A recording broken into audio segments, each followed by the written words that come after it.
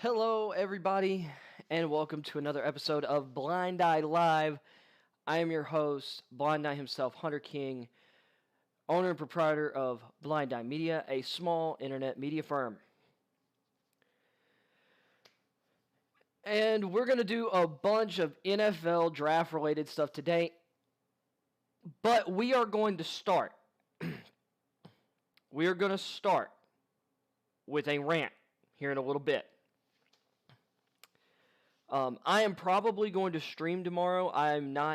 My schedule is not as busy tomorrow, so I'm probably going to stream tomorrow, and we'll do some more draft-related stuff.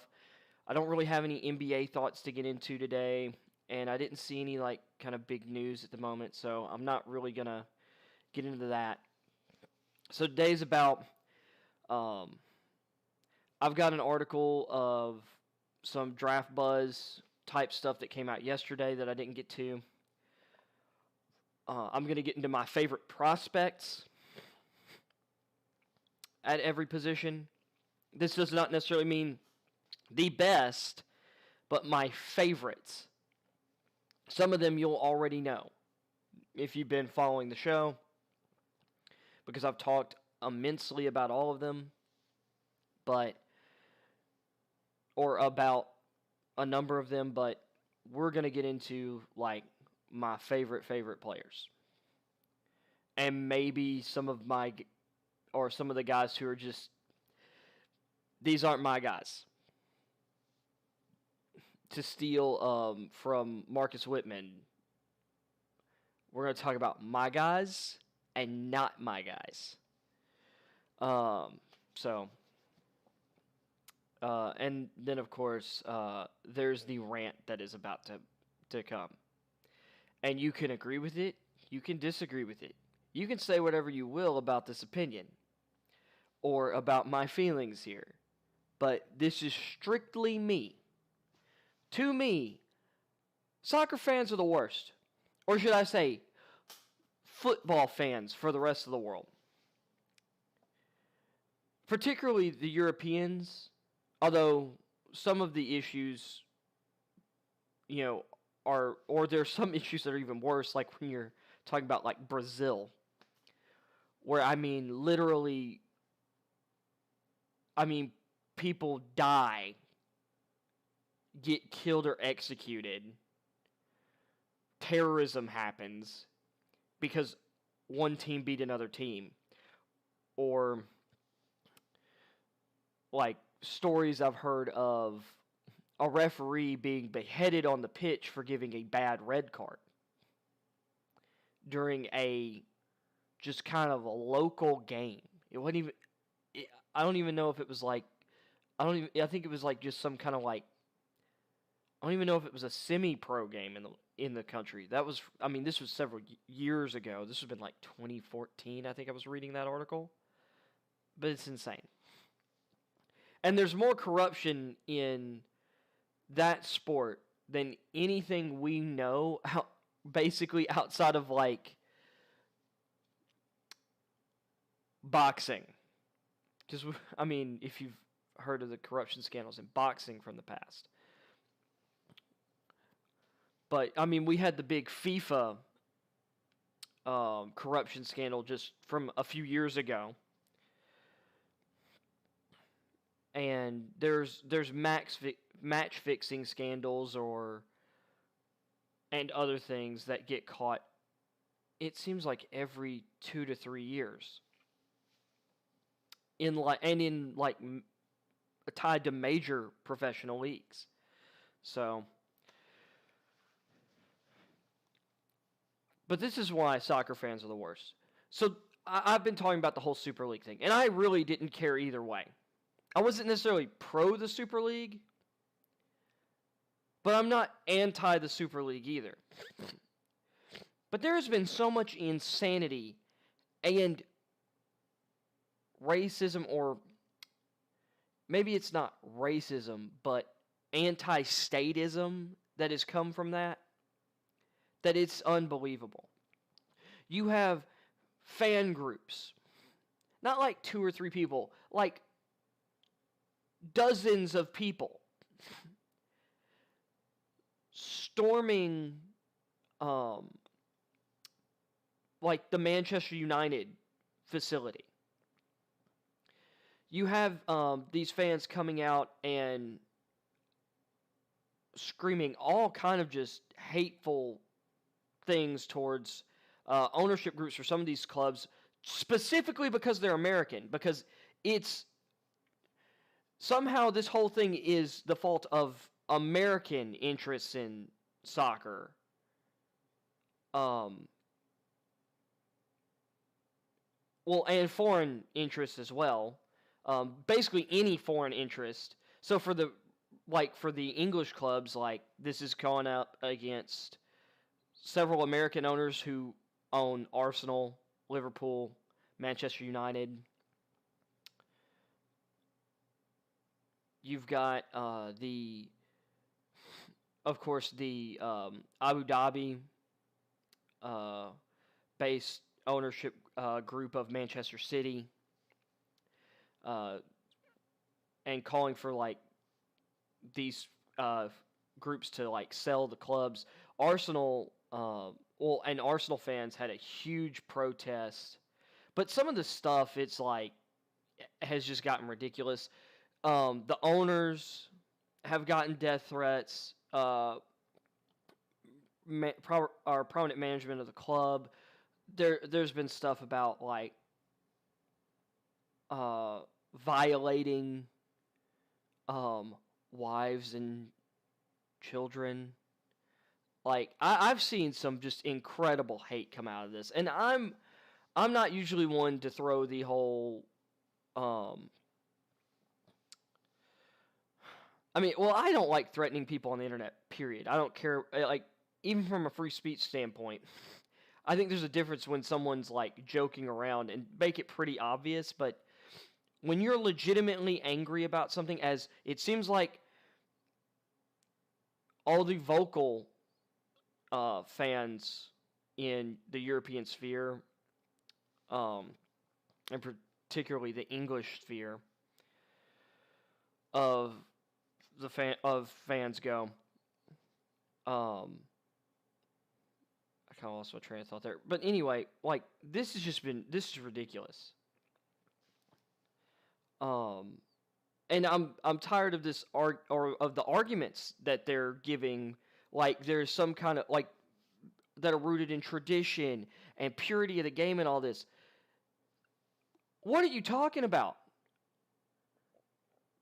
The greed has driven the growth of your sport. If we're just being completely honest, chasing money and greater influence has been the entire history of every sport and every sporting league and institution. The English Premier League did not exist until like 28, 30 years ago. It was like the early 90s.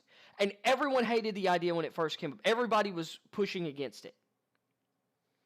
It was going to destroy the fabric of soccer, particularly in England. It was going to ruin English soccer. It was going to kill tradition, and it didn't. I know I've said this before multiple times, but that was supposed to destroy tradition, if anything, and now it's being defended as if it's like this tradition that has been passed down for generations. Seriously, it's like as old as I am.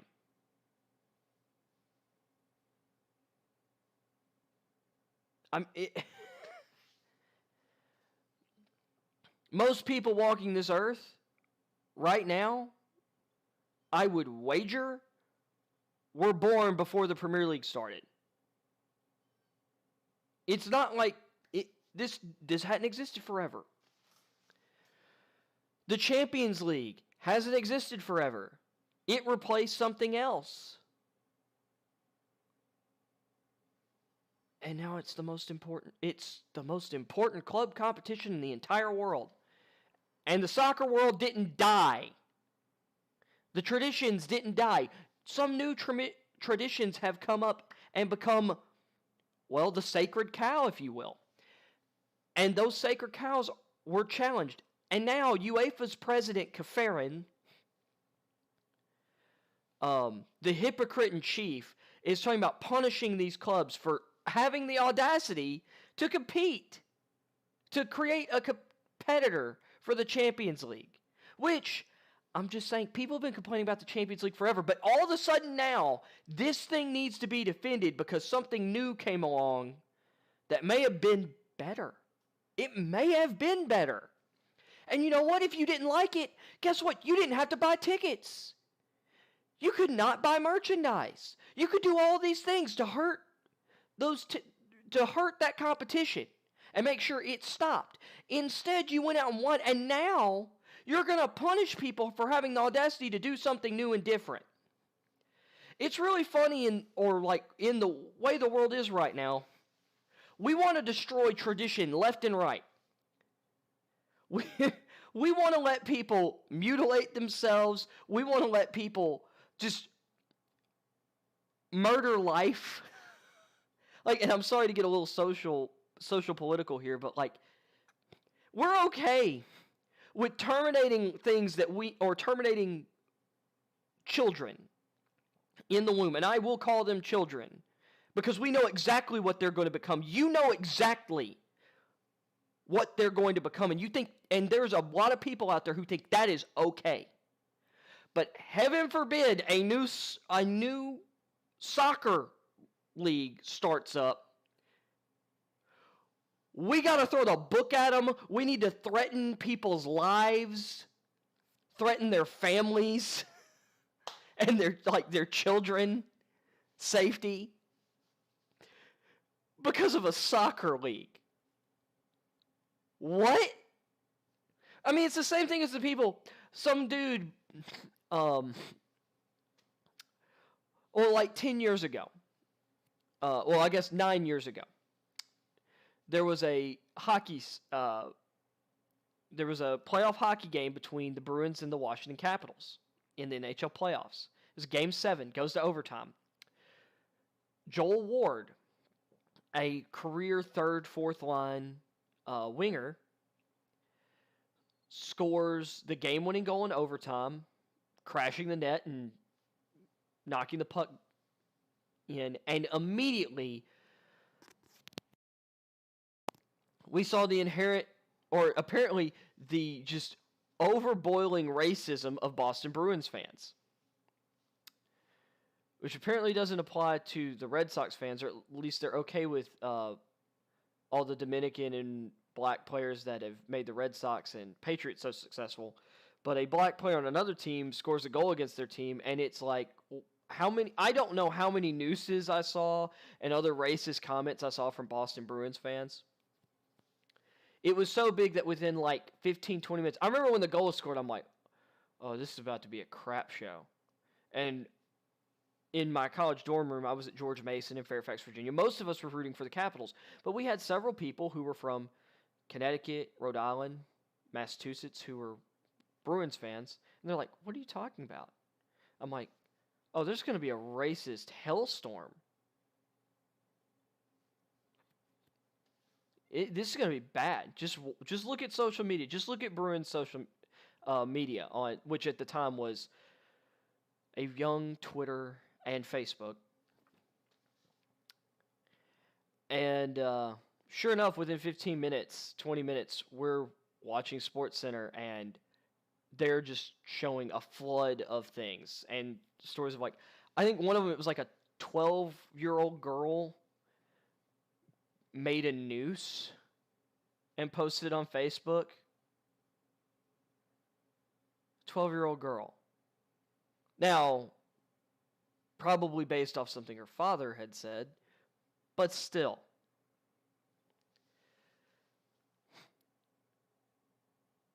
And the reason I bring that up, is that was not okay. That was a complete overreaction.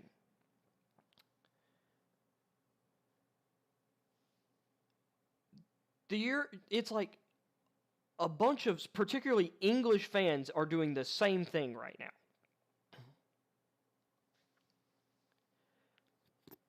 And actually, there are a lot of places in Europe where, I mean, there are more legit racism scandals every year in European soccer, in, the tolerant place.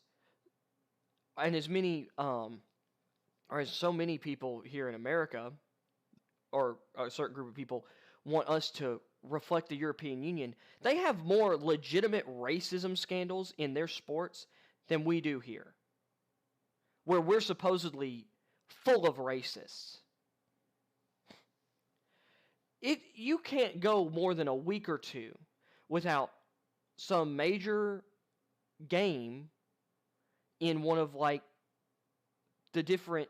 major national leagues in Europe, and there not be a racism scandal for a match in one of them. It's incredible.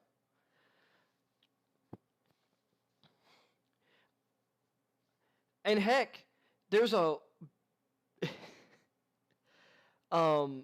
there was something to do with, I think it's Spurs, Tottenham Hotspur.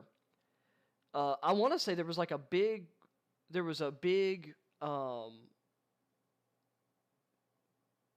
to do about some of the traditions and chants for Spurs that had ties to anti-Semitism or something like that.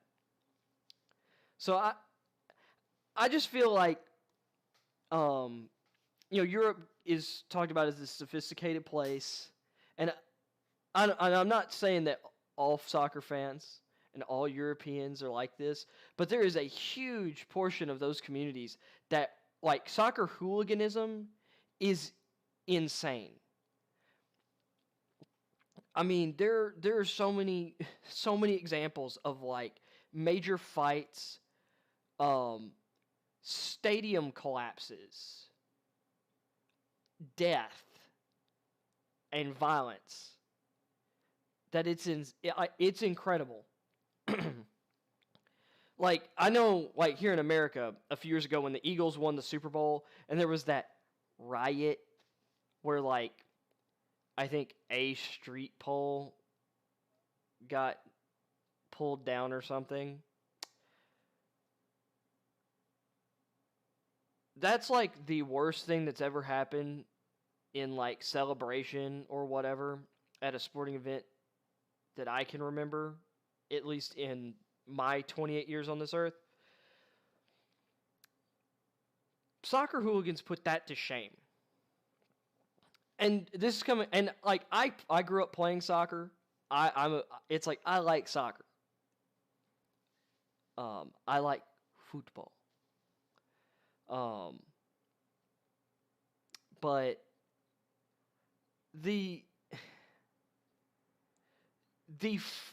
outrage and the level of these people there is a subset of soccer fans that look for excuses to be hooligans, that look for excuses to be angry, and the faux outrage, and maybe it's not totally fake, but the manufactured outrage surrounding the Super League that a lot of these media pundits have stirred up. There are people using this as an excuse to be hateful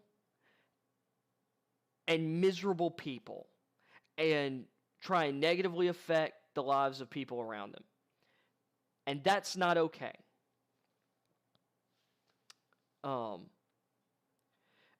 And once again, just this moral stance that they have on this of this purity of the sport.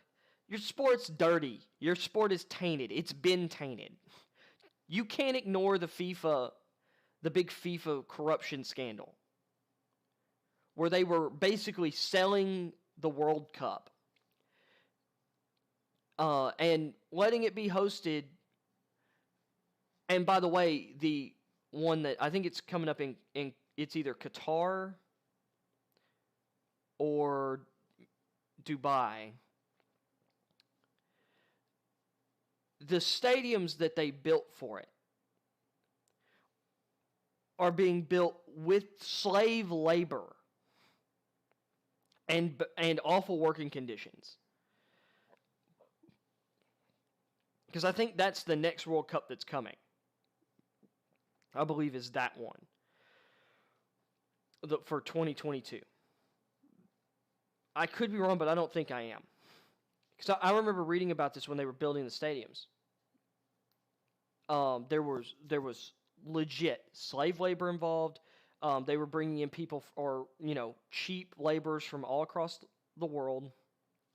And, I mean, people were dying. I think within, like, the first year, it was like several hundred people had died building these stadiums. In Brazil, for the World Cup in Brazil back in 2014. Yeah, 2014. You had a lot of the stadiums that they built, they leveled favela communities. And you could say, well, the favelas are slums, and they promised to build, like, actual housing for these people to move them to. And most of it didn't get finished. It was like only 20 to 25% of the promised living spaces were totally finished. And they like to say that they got to 75%. Well, but that other 50%, that 26 to 75%, wasn't completely finished. It either didn't have fully finished walls. Like, there were still places where there was no sheetrock, no nothing. Didn't have electricity. Didn't have running water. A lot of times didn't have any of it.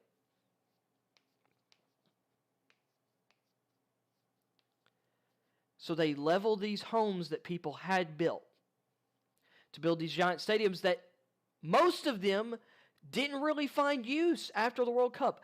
I'm talking by 2019, some of these stadiums looked like they had basically been abandoned since that World Cup. That World Cup generated a lot of money for certain people, for the country's government, for the construction firms that built everything. But it didn't help the country at all. Like, is the idea behind moving the World Cup around, is getting this income and boosting the economy and the lives of everyone involved. It didn't. Because Brazil is a hugely corrupt country.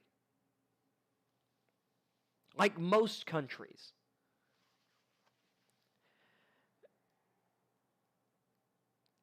Like, leading into that World Cup and since that World Cup,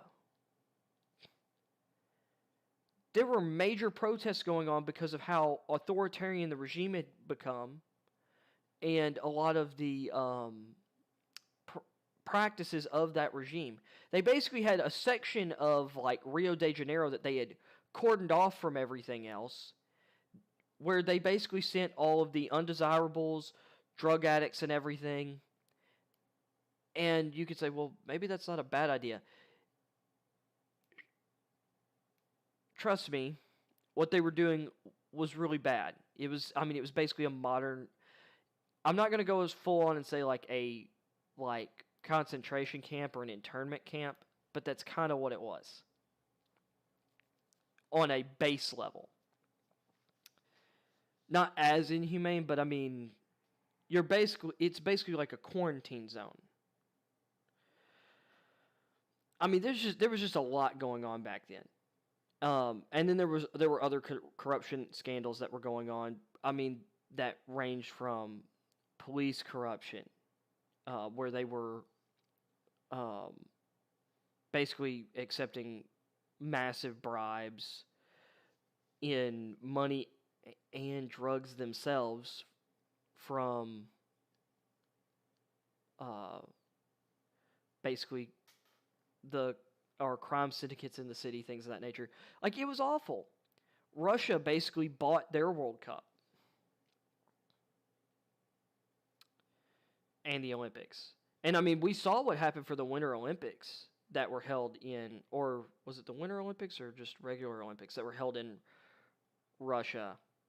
So much has happened the last few years. And I didn't mean to even get into this, but you look at all these corruption scandals between the IOC, FIFA, and of course that trickles down into UEFA and other entities. Like, soccer is a dirty game. And all the fans that want to act like it's that it's above that and want to just ignore all that stuff and act all high and mighty right now, like they're taking down something when they allowed all this other stuff to go on for so long.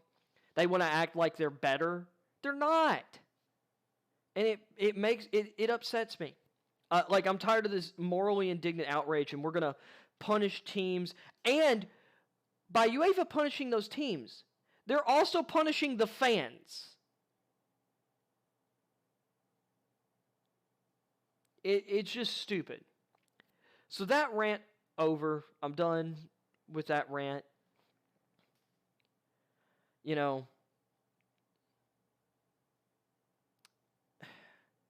and in saying all that, that's not all soccer fans. That's not all European fans. It's not all Europeans, because I'm not saying that.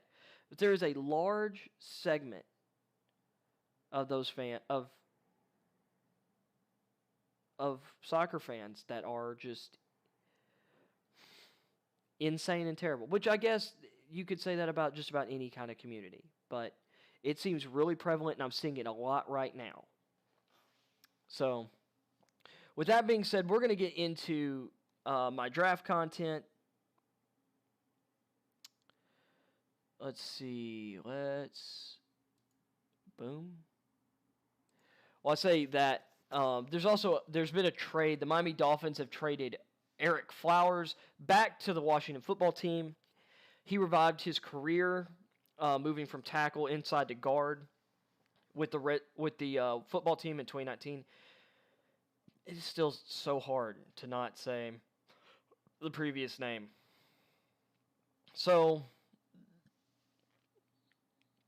Flowers then signed a 3-year, $30 million deal with the Dolphins last offseason. He didn't have a whole lot of guaranteed money left on the deal. It was pretty much mostly the first year guaranteed with a little bit of money in year 2.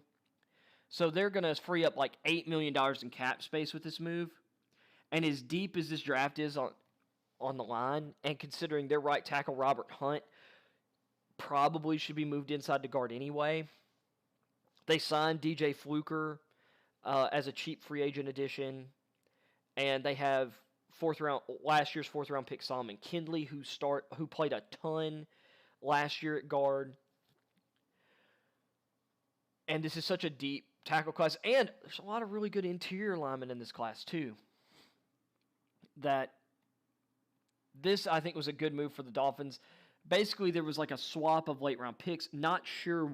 I've read through this already. I didn't see what picks they are. I'm assuming this would probably be the Dolphins moving up from like the 6th round to the 5th round or something like that. Because Flowers, Washington is taking on some salary here. But this also helps beef up the Washington football team's line on the interior. So, and that was one spot I thought maybe later in the draft they could address. Maybe they don't have to do that now. So that's good for them. This was a really sad thing that I saw. I didn't report on it, but over the weekend or late last week, Geno Hayes went into the hospital. And let me shift this a little.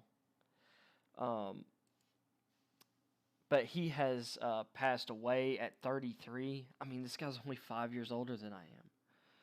Former Tampa Bay Buccaneers and Florida State linebacker Geno Hayes has died after being diagnosed with liver disease 2 years ago, and while awaiting a liver transplant. Man, I forgot that that's why he retired, was because of liver disease. Deeply saddened. Yeah. And he was a really good linebacker during his early years in the league. Also played with the Bears and Jaguars. Yep. He'd been placed in hospice care in his parents' home in Valdosta, Georgia, earlier this month. Yeah. Despite being hospitalized over 20 times in the past year, Hayes was optimistic about getting a new liver.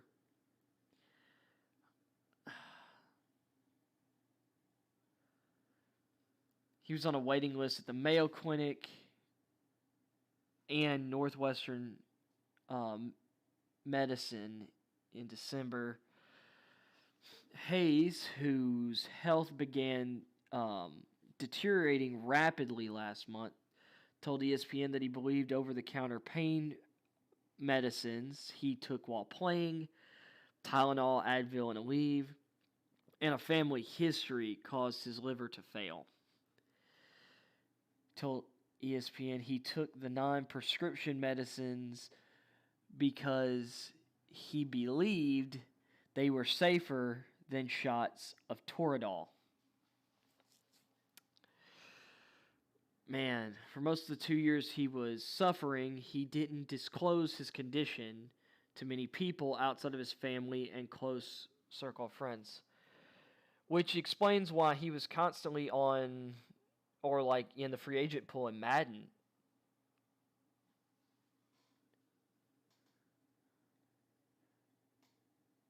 I wanted more to know, but didn't want to be a burden. Who instead opted to go to therapy to cope with his condition. Towards the end of his life, he began to open up in hopes it could help others. Man, that's just really awful.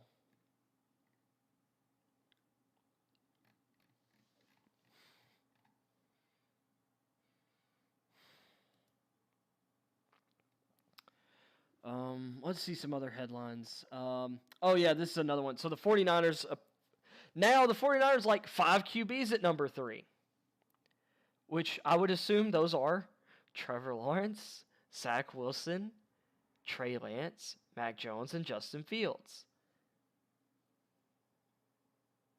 The smoke screen, people. But I love it. I love it. It's hilarious. Oh, the Falcons would listen to offers for Julio Jones, says GM. Which the original report came from Peter King of Sports Illustrated. Or I think he's still with Sports Illustrated. Vikings cornerback Patrick Peterson says he will wear number 7 in 2021 with the new numbers rule. That was the number he wore in college at LSU. So that's really cool. At least I'm pretty sure that was his number. It's been like 10 years. Or close to it. But yeah. I still think it would take probably a really good deal, like a really big package to get Julio. I would imagine something around like what the Bills gave up for Stephon Diggs. I would think. But I wouldn't do it if I'm the Falcons. Don't do it. Don't trade him. Pick Kyle Pitts at number 4. Like, the only reason you... And the thing is, they would have to wait till after June 1st because of how big his salary is to split that dead cap money over or between this year and next year. I'm just saying, I think that's dumb. Julio is great. I think he's still got several elite seasons left. The only reason you would do that is if you're drafting Jamar Chase or Devontae Smith. Although with Ridley there, I'd say Chase is the better fit at wide receiver. Or Jalen Waddle. But I would take Pitts at 4 or trade down, personally, if I was the Falcons to get more picks. Keep Julio. I think that would be a bad move. So yeah. McShay's put out his top 350. That would take forever to like go through. Although I could kind of go through and use that as like a means of going through kind of like high and low guys or whatever. Let's see.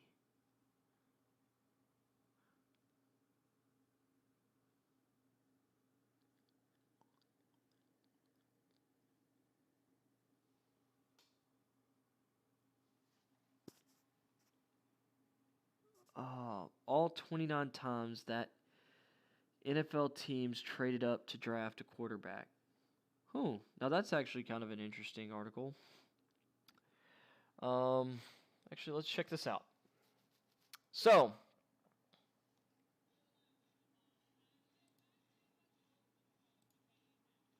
pause. Gosh darn it. Okay, yeah, I'm off to the side there. All right. So, in the common draft era, teams have traded up to draft a quarterback on 29 occasions. It's called getting your guy. Let's see what trades we've got here. Number 1, Packers pull a surprise for Jordan Love. Okay, so I guess we're going backward in time. We'll see how that pans out. Jets go get Sam Darnold.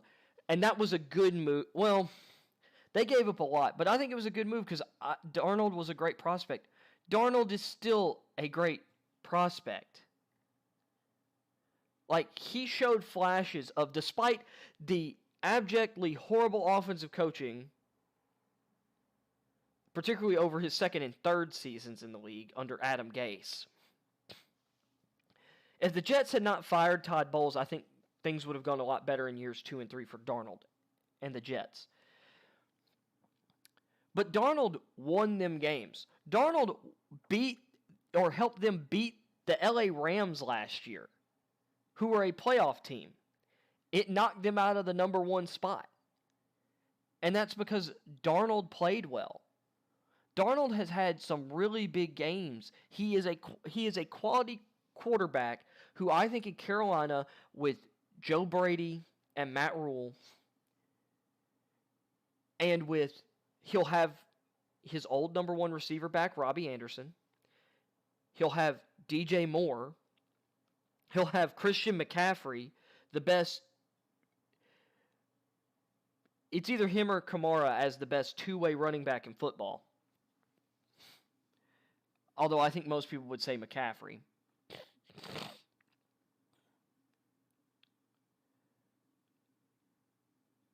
And then whoever the Panthers add to the offense in this draft, I mean, I like Darnold's chances here. But the Jets gave up 3 second-round picks to move up from 6 to 3 in that draft.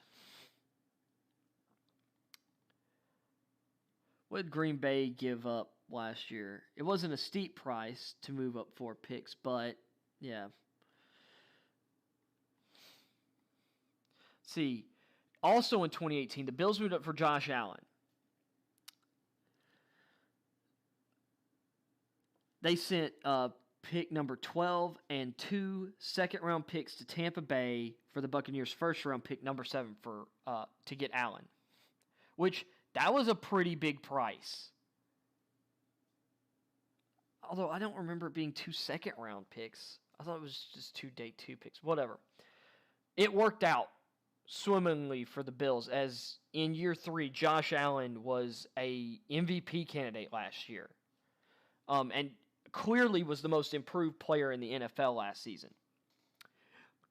Also in 2018, the 4th quarterback drafted in the first round was Josh Rosen.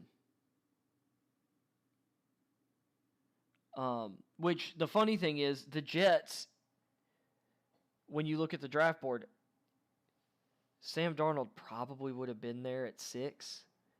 Because I don't feel like the Browns would have traded down from 4, nor the Browns, or the Broncos at 5. I don't think either of those teams would have traded down for a quarterback-needy team. Jets probably get Darnold at 6. So that is an interesting thought. The Cardinals trade up from 15 using a 3rd-round pick and a 5th-round pick to get the number 10 pick from the Raiders, which that's another 5-spot jump. But you look at what the Bills gave up. They gave up 2 second-round picks to move from 12 to 7. It only took the Cardinals a third and a fifth. I was confusing their trade packages. A third and a fifth to get up to 10 from 15. And that worked out so great that the next year the Cardinals got like a second-round pick and maybe a second and a fifth. It was like a second or a second and a fifth. So out of the 5 quarterbacks drafted in the first round of 2018, 4 of them were on trade-ups. The Ravens moved up to get Lamar Jackson, which was smart. They sent a second-round pick, a fourth-round pick, and a 2019 second to the Eagles for pick number 32 and a fourth-round pick. And, well, that deal has worked out great for the Ravens. Now, this one, 2017. So you got which all 3 of the quarterbacks in 2017 were drafted on trade-ups. Because I'm pretty sure Paxton Lynch wasn't 2017, was he? Wasn't he 2016? Maybe he was 2017. So anyway, Bears decide on Mitchell Trubisky. Now, they had the 3rd overall pick. But to make sure they got Trubisky and that no one else moved up for him, which no one was going to move up for him, I hate to break it to them, they traded a 3rd and a 4th-round pick that year and a 2018 3rd to move up from 3 to 2. What a coup for the Niners, who then promptly used the 3rd overall pick on Solomon Thomas. That worked out. But they did get those other draft picks, so, you know, the process was good. Then the Chiefs move up to 10 for Patrick Mahomes.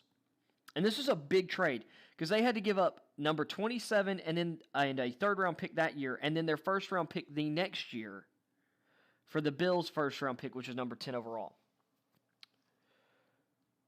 Which the Bills could have had Patrick Mahomes, but they ended up getting Josh Allen the next year. And because of this trade, they got Tremaine Edmonds as well. So, not too shabby. Although I think they had to move up to get Edmonds too. But still. Number 8, the Texans move up for Deshaun Watson. So they traded up from number 25 to number 12. Which, that was the Browns. And then, of course, they were terrible. And everyone's like, the Browns should have just, should have just taken Watson. Well, they end up with 2 top 4 picks the next year, which turned into Baker Mayfield, who is progressing nicely now. Who would have thought that putting a quality coaching staff in charge finally, and getting a front office, even though Dorsey also nailed his picks, but Dorsey and then Andrew Berry, like having a competent front office would allow for players to succeed. But Mayfield and Ward, home run picks. And you don't have Mayfield and Ward if you take Watson. Who at the time, they were still, I'm trying to remember who their quarterback options were. Anyway, so then 2016. So the top 2 quarterbacks in 2016 were trade-ups. The Rams traded a ton of stuff to the Titans to get Jared Goff. It was awesome. And then, of course, the Eagles get Carson Wentz.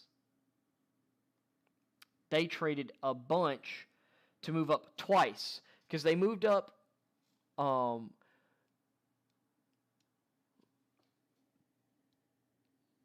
they sent a bunch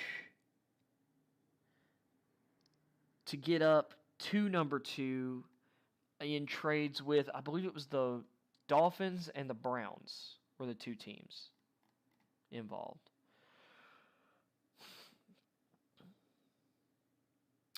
And yeah, so Paxton Lynch was also 2016. So all 3 quarterbacks, because I think those were the only 3 quarterbacks drafted in the first round of 2016. I mean, this is happening a ton. So then there wasn't a trade involving a quarterback in 2015, but the Browns did move back into the first round to get Johnny Manziel. Or no. They had 2 first-round picks already, and they moved up from one of them because they also drafted Justin Gilbert in that draft, and he was arguably a bigger bust than Manziel. See, that same year the Vikings moved up for Teddy Bridgewater. And I think wasn't that the year they drafted, they had 3 first-round picks? I can't remember. Because there was one year they had 3 first-round picks, and it was Sheriff Floyd, Cordarrelle Patterson. I think it was him. But Washington jumps to get Robert Griffin III. Otherwise, that was 2013. So Robert Griffin III, yep. They traded and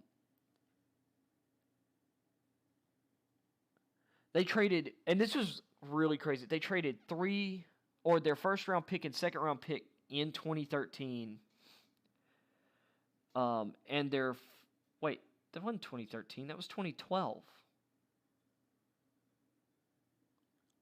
Yeah, so that's a typo. Because I was at George Mason at this time. They traded number 6 overall and then the 6th pick in the second round, and then first round picks in 2013 and 14 to move up to number 2. And here's the thing. That trade was only a bad trade because Mike Shanahan and that team mishandled his knee injury. When he got hurt, they put him back out on it for that playoff game, and he injured it worse. And then they kept rushing him back from injuries. They ruined him. Then in 2011, you had the Jaguars trading up for Blaine Gabbert. That was stupid. And for people who don't know, there are people that believe Blaine Gabbert was as good or a better quarterback prospect than Cam Newton. And please ignore the fact that 2 picks before this, the Titans drafted Jake Locker at 8. And then the Vikings drafted Christian Ponder at 12. And Colin Kaepernick and Andy Dalton went in the second round.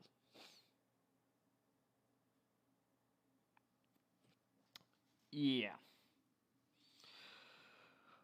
The Broncos put their faith in Tim Tebow. They moved up from the second round. They used second, third, and fourth round picks to get the Ravens' first round pick at 25 and draft Tebow, which he got them a playoff win. And you can say whatever you want about Tebow. The media circus and the people that just absolutely hated him are what ran him out of the league. I don't think he was necessarily treated fairly. I'm not saying he was a absolute.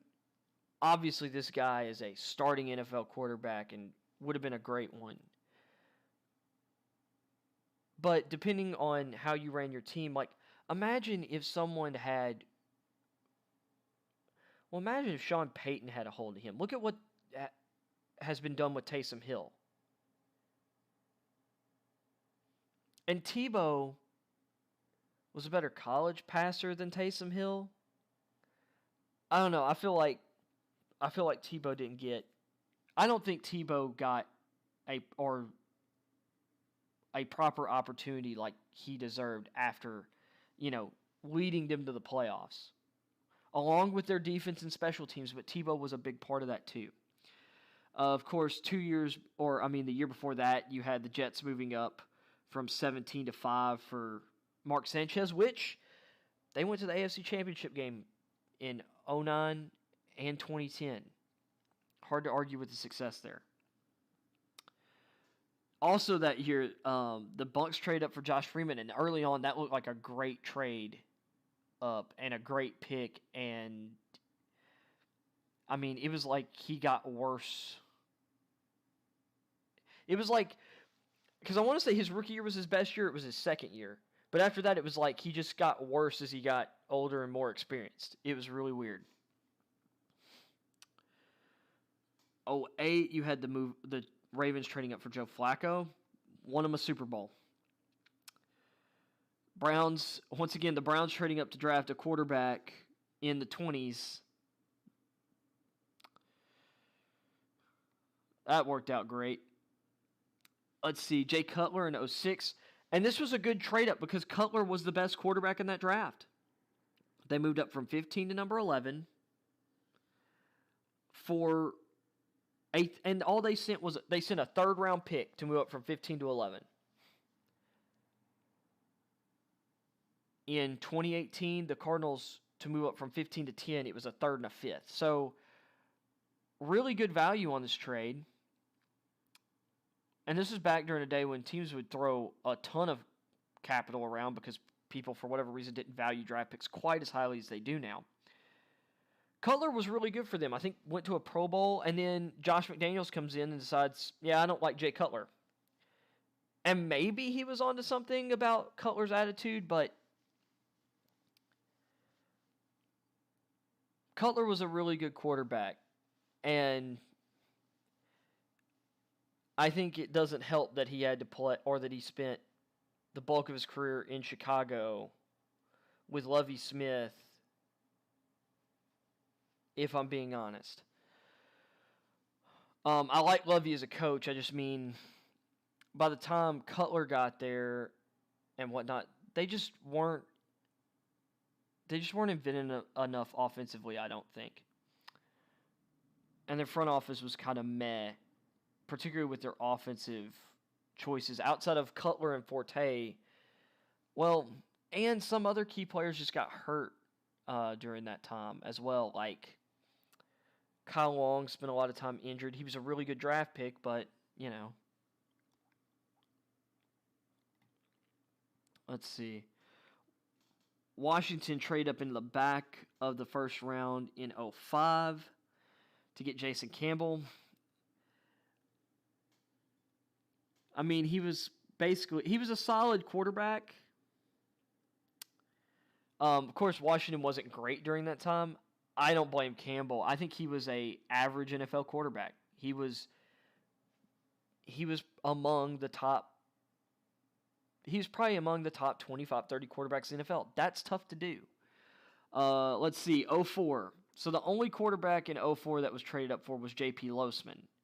So you had like the big three of Eli and Roethlisberger and Phillip Rivers. And then you had J.P. Losman, who a lot of people were really high on his potential. The Bills traded their 2nd-round pick, 4th-round pick, 5th-round pick, and a 1st-round pick in '05 to move up from 43 to 22 with the Cowboys. And I believe the Cowboys ended up drafting a quarterback in the 2nd round of that draft, or 3rd. But I might be wrong there. Actually, they may have already had Drew Bledsoe.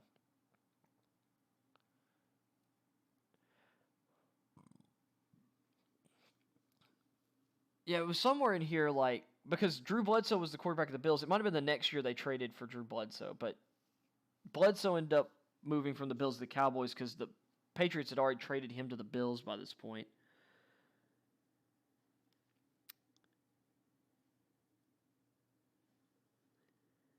Yeah, J.P. Losman, 10 and 23, just not great. He came out of, I think, Tulane.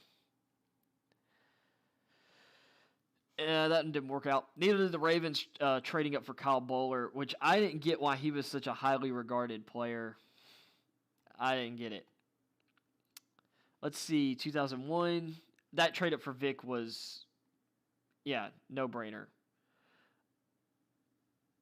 And, of course, the Chargers traded up. They sent their 1st rounder, which the number 3, a 2nd-round pick, and a 3rd rounder the next year, along with Eric Metcalf, solid NFL player, and Patrick Sapp to the Cardinals for the number 2 pick, and then blew it on Ryan Leaf. And the reason the Colts, and so here's the big thing. So we had been going at a pretty steady clip. It seemed like there was one just about every year. And if not every year, there was only like one open year in between. But usually this was like once a year. And then, there's a 1-year gap between 03 and 01. Then, no trade-ups in 2000 or 99. Between the trade-ups in 2001, 98. Then you have to go back 8 years. And the Colts, they sent all-pro guard Chris Hinton, who was one of the best linemen of that era. Wide receiver Andre Rison, who is a really good, really talented receiver. A 5th-round pick, and their 1st-round pick in 1991 to Atlanta for the Falcons' 1st-round pick. The number 1 overall pick. A 4th-round pick, and a conditional pick. A 2nd round at the Colts' 1st rounder in 1991. Fell numbers 1 to 4. 3rd round 5 to 12. The pick was not exercised because, I guess because the pick didn't fall in that range. So here's the thing about Jeff George, because a lot of people watching this probably don't remember him, or if you do, you remember, yeah, he was like some old backup quarterback. So Jeff George think of him as like, which this was around the same time as Brett Favre. What Brett Favre became is kind of what people expected of Jeff George.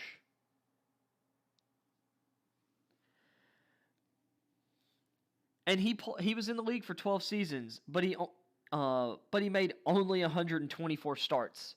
So he averaged 10 starts a season. That's actually kind of good. Including 49 with the Colts. He went 14-35 with the Colts, if that tells you anything. And most of those wins came in year 1. Let's see. And then before George,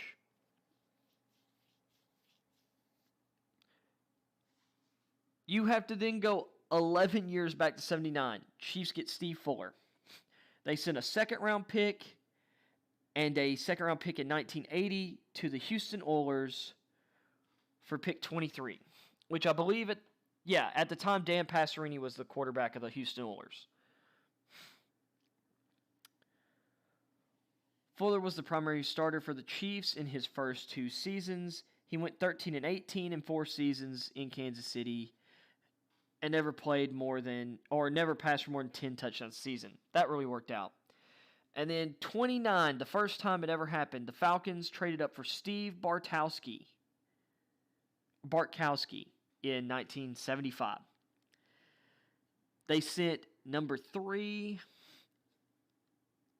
and George Coons to the Colts for the 1st overall pick and a 6th. Well,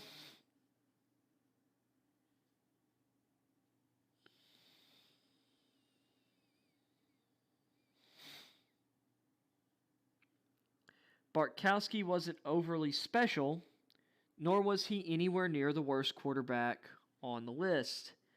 He made 2 Pro Bowls and helped Atlanta reach the postseason 3 times in 11 seasons. Yeah, Bartkowski was better than Jason Campbell, if we're going across eras. But those are all the trade-ups for quarterbacks in NFL history. And if you notice, like, just how greatly that's accelerated recently about teams just targeting and moving up for quarterbacks. I mean, it was kind of like, one team would do it, it seemed like, every year. Then, it happened twice in 2009. First time it happened multiple times in 1 year.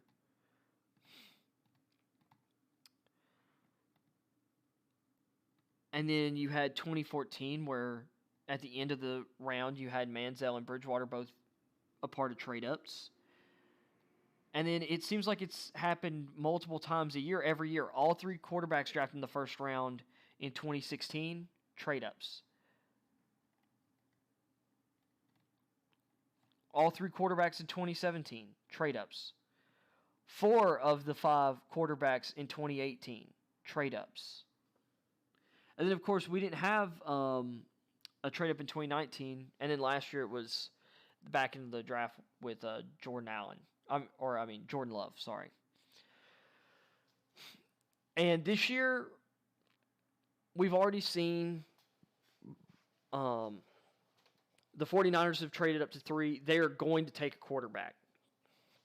They are going to take a quarterback for sure. Well,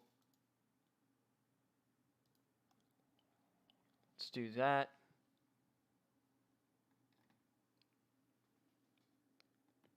So let's get into some draft bud from Tom McShay. Although I guess for like one last thought on the quarterback stuff, I would say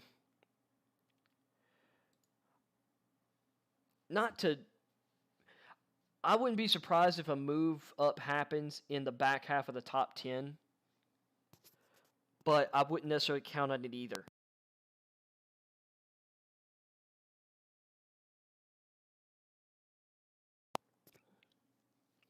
Like, I don't project the line. I actually don't think the Lions are going to take a quarterback.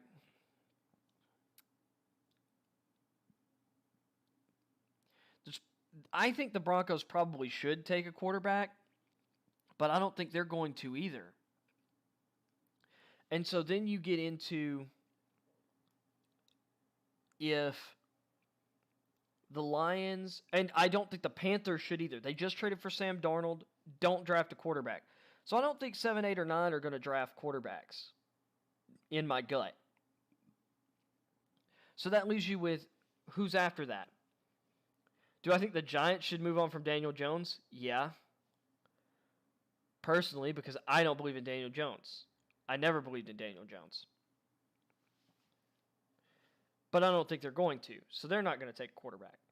The Eagles, the mandate seems to be built around Hurts. So they're not going to take a quarterback. The Chargers obviously don't need a quarterback. The Vikings, there's a lot of whatever around Kirk Cousins. I think Kirk Cousins is a good starting NFL quarterback. Personally. So they're not taking a quarterback. So then it's the Patriots at 15. They could be a team that moves up, but they've got Cam Newton. They still have Stidham, although I think they're pretty confident that Stidham's not going to pan out now. They could take a quarterback, but I don't think they're going to. So then you move down. The Raiders have Derek Carr. The Cardinals have Kyler Murray. I did those backwards. Dolphins obviously aren't drafting a quarterback. So then you've got 19 and 20. You have the Washington football team and the Chicago Bears. I think teams should let you see who the first 3 quarterbacks off the board, and then you've got one of 3 guys, 2 of these 3 guys are going to still be on the board after 3. Mac Jones, Justin Fields, Trey Lance. Whoever you think, I just don't know if it's going to be a team moving up. I think it's going to be the Washington football team or Chicago moving up for a quarterback. Although Pittsburgh could shock us, but I don't think they're going to. I think they still believe in Mason Rudolph to some degree, and they did bring in Dwayne Haskins. So let's look here. So let's get into McShay's stuff here. Obviously, they're going Trevor Lawrence with the first pick.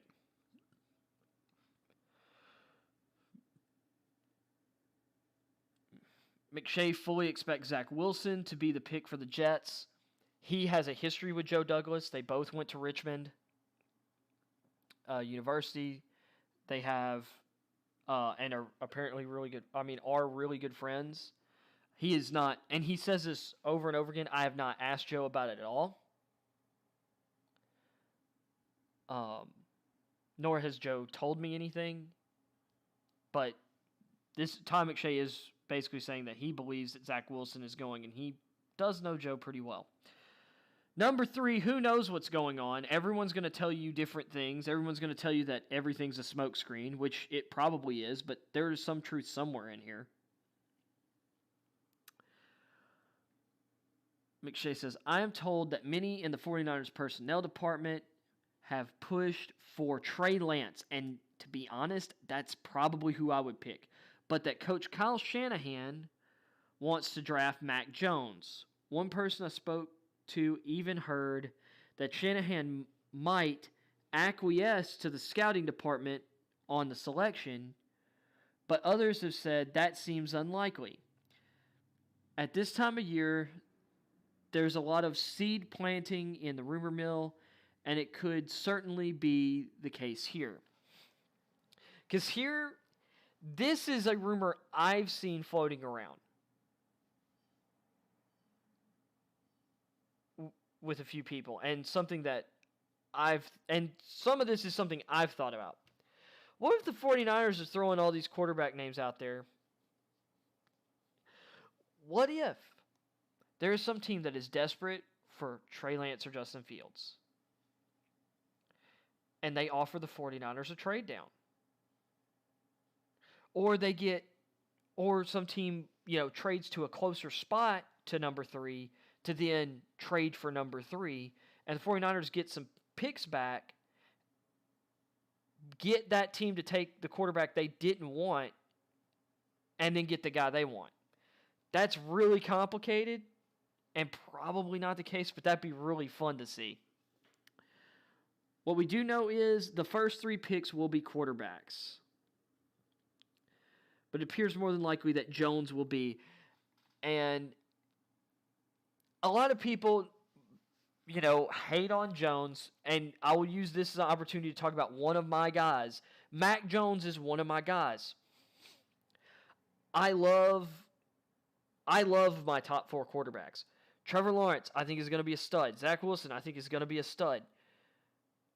Trey Lance has incredible potential, and I think has the ability to have that Josh Allen development track, and maybe even quicker than Josh Allen, because I think he's a better decision maker and reads the field better already. He's also younger than Allen, or at the time of being drafted than Allen was. I think Mac Jones has plenty of tools and has the best mind of all of the quarterbacks in this draft, and is the quickest processor information. That's important at the position. And then Fields has incredible upside, and I think he is a really, really good prospect. But he has some questions and concerns that put him as my 5th guy. But I totally believe that the talent is worthy of a top 10 selection. I don't hate Justin Fields. He just isn't my guy. I'd rather have the other 4 guys. So, with that being said, the Atlanta Falcons, I'm getting a strong reading. That's a funny way to put that. That the Falcons like Florida tight end Kyle Pitts as the 4th selection. He is tied for my number 1 player in this draft, so I'd feel really good about him, and that's who I think they should draft here. He'd, of course, be a game changer in that offense. And you want to talk about Arthur Smith. You look at how good Jonnu Smith was with Arthur Smith, particularly in the red zone and the way they used him. Imagine Kyle Pitts flanked by Julio Jones and Calvin Ridley with Matt Ryan throwing him the football. I'm just saying. The wild card, some are wondering whether team owner Arthur Blank might step in and decide this pick has to be a quarterback. I think that'd be stupid. Blank needs to stay out of the football matters. Also heard the Falcons are fielding calls regarding trading out and would consider moving down the board, which I think would, if you don't draft Pitts, I think that's the move. If that becomes the case, Would it be for someone like Northwestern offensive tackle Rashawn Slater or USC guard Elijah Vera Tucker? Or could the Falcons trade back and see one of those top quarterbacks still available? I wouldn't do that. I still believe in Matt Ryan. He's got several good years left. You're locked in his contract for at least the next 2 years anyway, and maybe 3. So I say you ride that out. You have the ability, and if you trade down, you get more picks to add more young, cheap talent that you could develop, which is more chances for you to draft young, cheap talent that could pop. I always loved the idea of trading down. So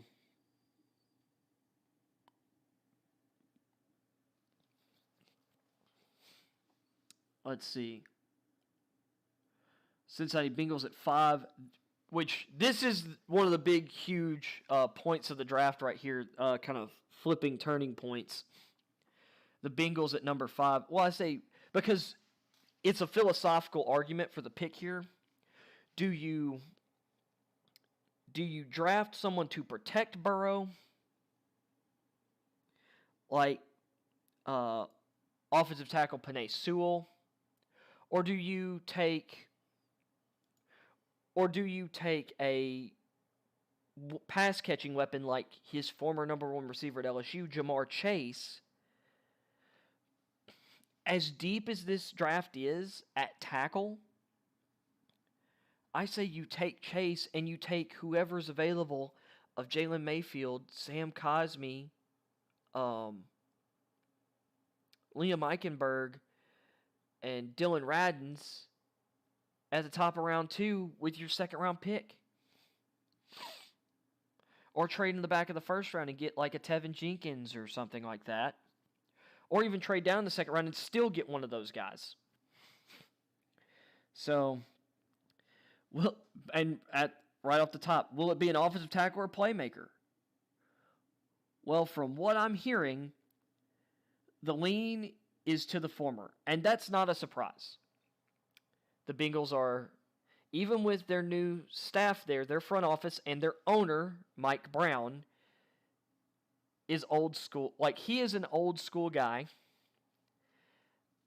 And I don't hate the idea of taking Penei Sewell or maybe even Rashawn Slater, who I actually have rated ahead of him. I just don't think he's going to go ahead of him. It sounds like Oregon tackle Penei Sewell is the favorite here, followed by Kyle Pitts and LSU receiver Jamar Chase. That's also not a shock that Kyle Pitts, because I have him rated better than Chase, but I like the chemistry that Chase and Burrow already have. And the Bengals will get one of them. Ultimately, it's team owner Mike Brown's decision, and he has certainly surprised us before, and that's true, because he drafted John Ross in the top 10, and I was really shocked when he took Ross, which, of course, I kind of liked the pick back then, but I didn't think Ross was going to go in the top 10. And if it wasn't for injuries, honestly, Ross, when he's been healthy, has been super productive when he's been given the chance to play. Like, he seems to be a touchdown machine, and he stretches the field for your offense. I'm trying to remember who picked Ross up this offseason on the cheap. Let's see. But Sewell Pitts Chase sounds like the current plan at number 5. Cincinnati still needs to better protect quarterback Joe Burrow, despite the addition of lineman Riley Reif, and Sewell could team up with 2019 first-round pick Jonah Williams to form a fierce offensive tackle duo. Because that's the thing, if they and I like the Reif signing, and Reif has played most of his career at right tackle, or at least a lot of his career at right tackle. He's not as good as he used to be, but he's solid, and he's better than what they had last year at the position. Or at least he should be. You draft Sewell, you could kick him or Reif inside the guard. But with Reif there, to me, that makes it like an even better opportunity And considering Sewell's measurables weren't as great as people were expecting, personally, I'd rather just take Chase here. And I'm a guy who is all about building through the trenches. My philosophy is build through the trenches. I just feel like this is such a deep draft at offensive tackle, and it's also a deep draft at receiver, but you already have ready-made chemistry with Burrow and Chase, and you put Chase in that offense. Boyd is one of the best slot receivers in the NFL. You have second-round pick T. Higgins last year, who's a big-bodied, contested catch, red zone receiver, and really profiles as a great second option in that mold. Chase would be a legit, dynamic, athletic number one for Burrow. And then, like I said, you take the best tackle available at your second-round pick. I don't know. Because, Eichenberg is just, I can't remember. I think he played right tackle most of his career. But to me, he profiles as a great, great right tackle. And the tackle positions are becoming more and more similar, but there is still a bit of a difference in that regard. Because for your right tackle, your left tackle is your blindside protector, because Tua Tagovailoa at this point is the only left-handed quarterback in the NFL, so his team is the only team with a right tackle that would be the blindside protector, which is why I think it is paramount they draft Tevin Jenkins at 18 overall and get an elite player to put at right tackle. Jenkins and who is it? Jeff Schwartz. I've heard several people talk about learning how to play the opposite side of the line, like adjusting to kick sliding and doing everything on the opposite side of the line from which you've played your most of or your entire career, is like learning how to wipe with the opposite hand, or learning how to dribble and pass better with your opposite hand. Like everything's backward from what you've been doing. Tevin Jenkins has been playing on the right side his entire career, and he's awesome at it. He'd be a perfect blindside guy for the Dolphins at 18. So, anyway, I'm just saying, the tackle positions are becoming more similar, but the idea is your quarterback, if he's a righty, can, when he's looking downfield, he has better view right here while he's looking at the field pretty much naturally. He can see pressure from this direction far more easily than on the left side, where his blind side. So you need someone who can mirror and better protect. So, and typically you run more to the right side because that's usually where you have your tight end. That's usually the strong side of your formation. So, anyway. So the Dolphins at 6 and 18. The focus here, to no one's surprise, pass catcher, which makes total sense. That's what they need. Devontae Parker has been really good the last couple years. I think he's best as a high-end number 2 rather than what he is right now, which is a low-end number 1. Tua needs more weapons to find success. That started with signing Will Fuller the 5th, and they did sign Will Fuller, and they have some good guys like Preston Williams, when he's healthy, is a solid perimeter option. Big, strong, fast.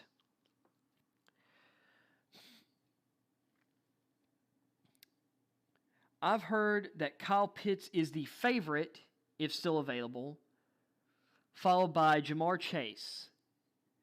Then it's a tight battle between Alabama wideouts Devontae Smith and Jalen Waddle. Personally, I would advocate for Devontae Smith here.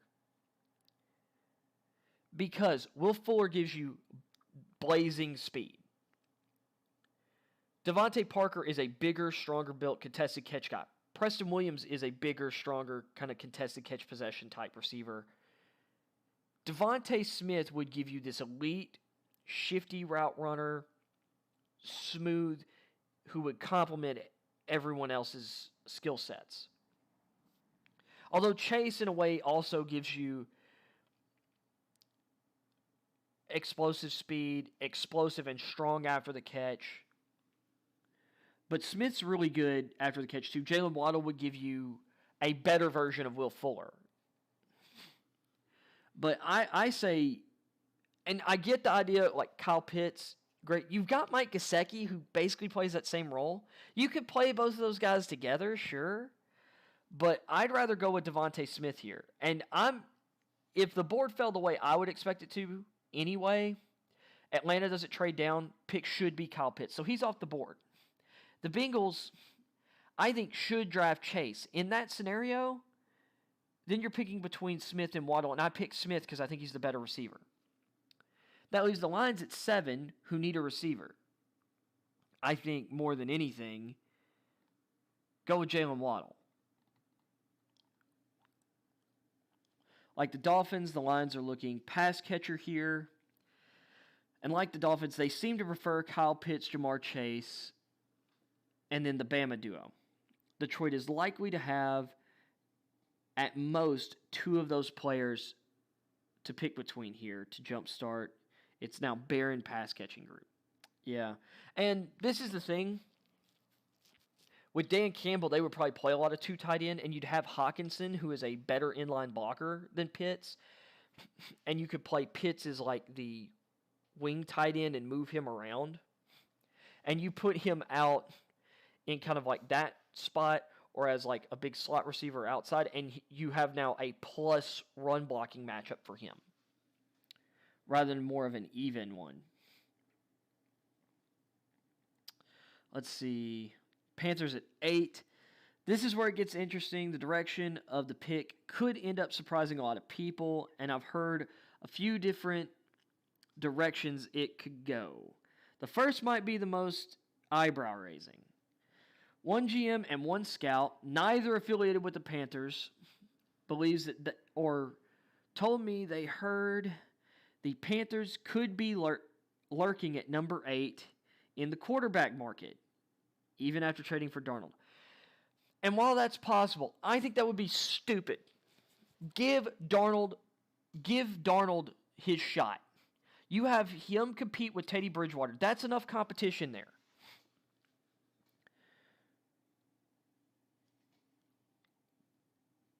He has a cap hit south of $5 million this year, extremely cheap for a starter, and the Panthers could see how he plays this season and then go from there. If Darnold shines, they have a good problem, having to decide which QB to build around and which to move. But I don't. You're wasting an investment, in my opinion. Which I've talked about earlier on the show, like going through young quarterbacks on rookie deals as a potential future team building strategy for someone who is really forward thinking about the cap. However, I don't want 2 of those guys on the roster necessarily competing with each other unless, or in Darnold's case, when I believe in Darnold. So I'm a little biased here. If Darnold had been like Josh Rosen, I get it, but he's not been that bad. 2 things to remember here, though. It's smokescreen season, and this came from evaluators outside the Panthers organization based on what they were told, and it's entirely possible that Carolina is only floating this notion to bait teams such as Denver, New England, Washington, or Chicago into moving up for a king's ransom. It's not a QB or a trade. Wide receiver appears to be the thought. Jamar Chase to Miami. Carolina could likely be focusing in on whichever of Devontae Smith and Jalen Waddle the Lions don't select at number 7. And that's a good problem to have. Although based on what they have there in DJ Moore and Robbie Anderson, I mean, I guess both guys fit, but I like Waddle's fit better with the Panthers. And one last note, I've been told the Panthers prefer Penei Sewell of the top 2 tackles and are not as high on Rashawn Slater, which isn't a surprise because they drafted and developed Taylor Moton. They prefer bigger, longer players, although Sewell's not that much bigger or longer than Slater. Slater's really athletic. But that came from another team's GM, which is perhaps more evidence of trying to throw everyone off the scent. And that's the thing. Everything that's going around, everything could all be lies about everything.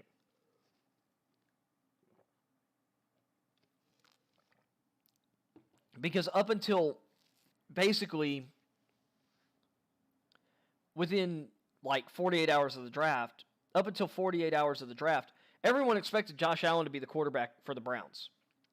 Because Josh Allen was the toolsiest quarterback and just screamed John Dorsey guy. But instead he went with Baker Mayfield,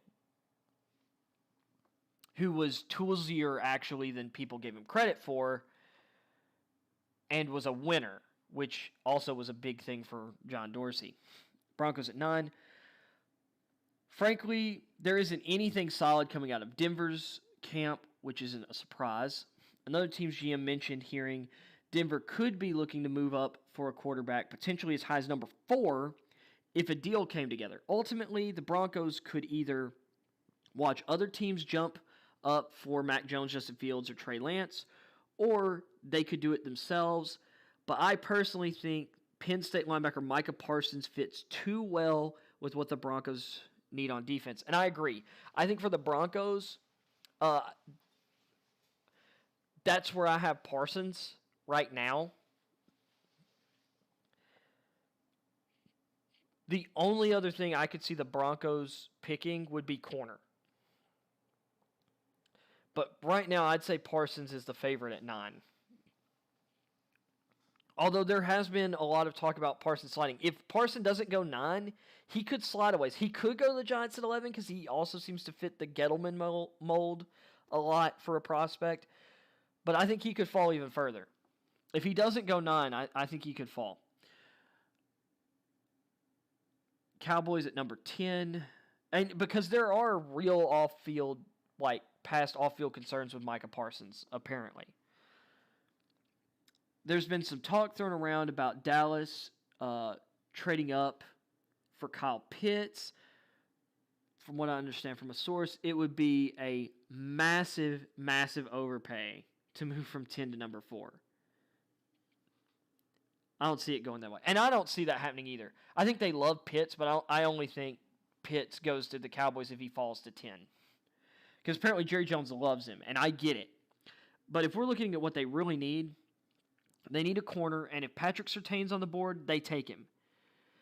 The only guy I could see even competing for that spot is J.C. Horn, who I really, really love. If it wasn't for Farley's back issues, Farley could compete for this spot too, and he'd be in competition at 9. But I think Farley's going to drop. Because the issue that he's having with his back, my sister had the same issue in her neck. And she had to have 2 discs replaced.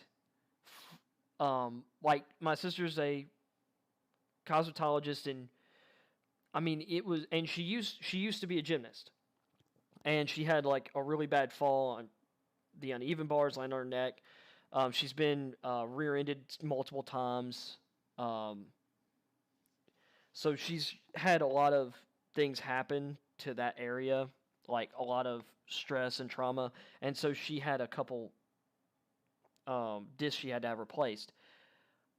Now, I don't know if something like that would end a guy's playing career or make it to where it wouldn't be as safe or whatever. And I'm not saying that's what he's had done, but he's had to have this procedure done twice now. Because, like, basically what's happening is the discs in his spine, they are they're bulging out because of some kind of pressure or whatever. It has caused them to kind of expand and bulge. And what that can do is that presses on, that bulging can constrict the spinal cord a little bit. It can constrict nerves and other things, causing either incredible pain or numbness and weakness. And both. So, and all of it. It's really crazy what can happen with that. So I'm actually very worried. And Caleb Farley has gone from being one of the highest upside players in the draft for me to one of the highest upside and biggest downside players in the draft for me. Like honestly, he's a really tough sell for me now. He probably wouldn't be on my draft board.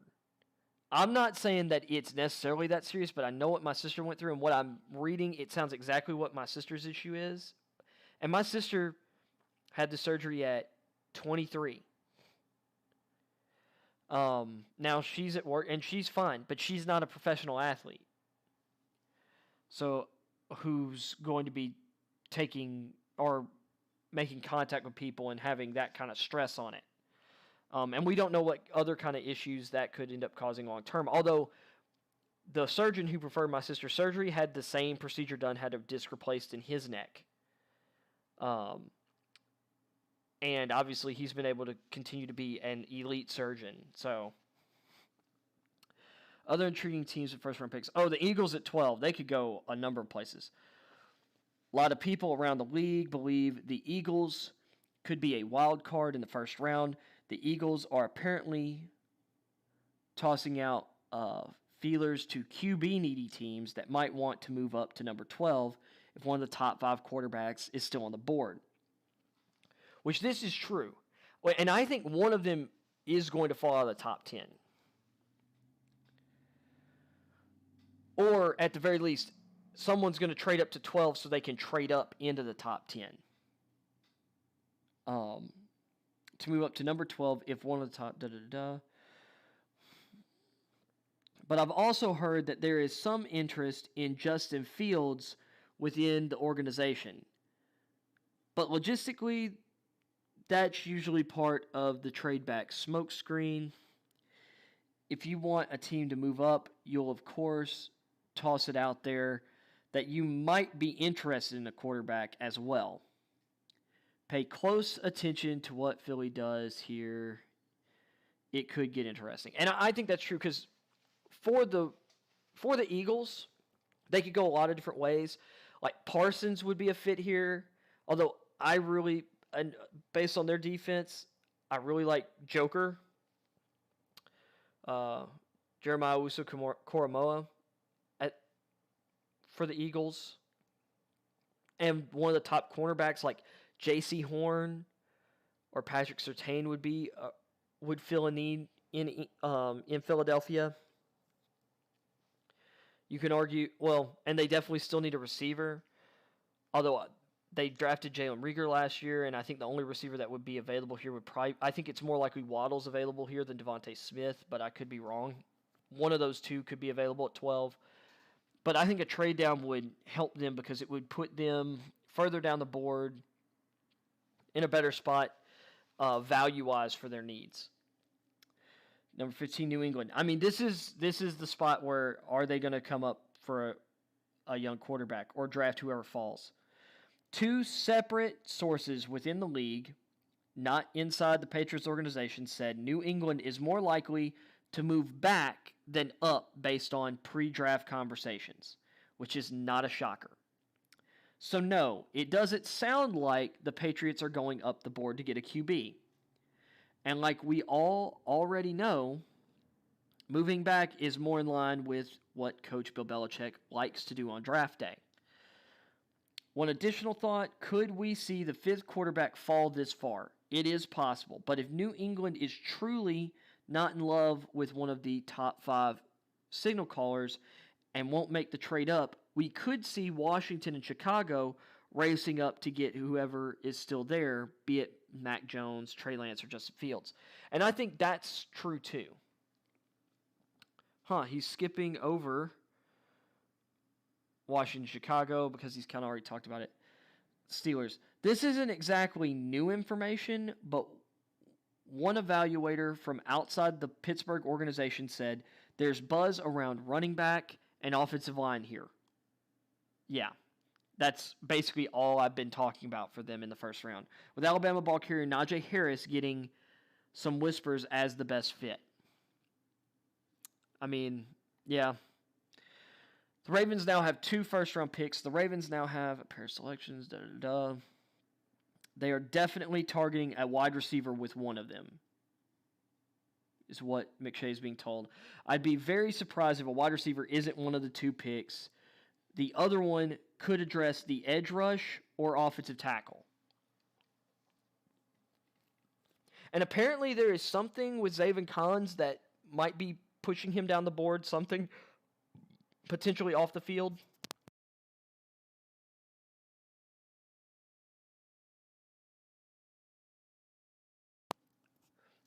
And Collins would be a perfect fit for Baltimore. And then if we're looking at what kind of receiver I think they need, Rashad Bateman or Terrace Marshall would both be perfect fits here.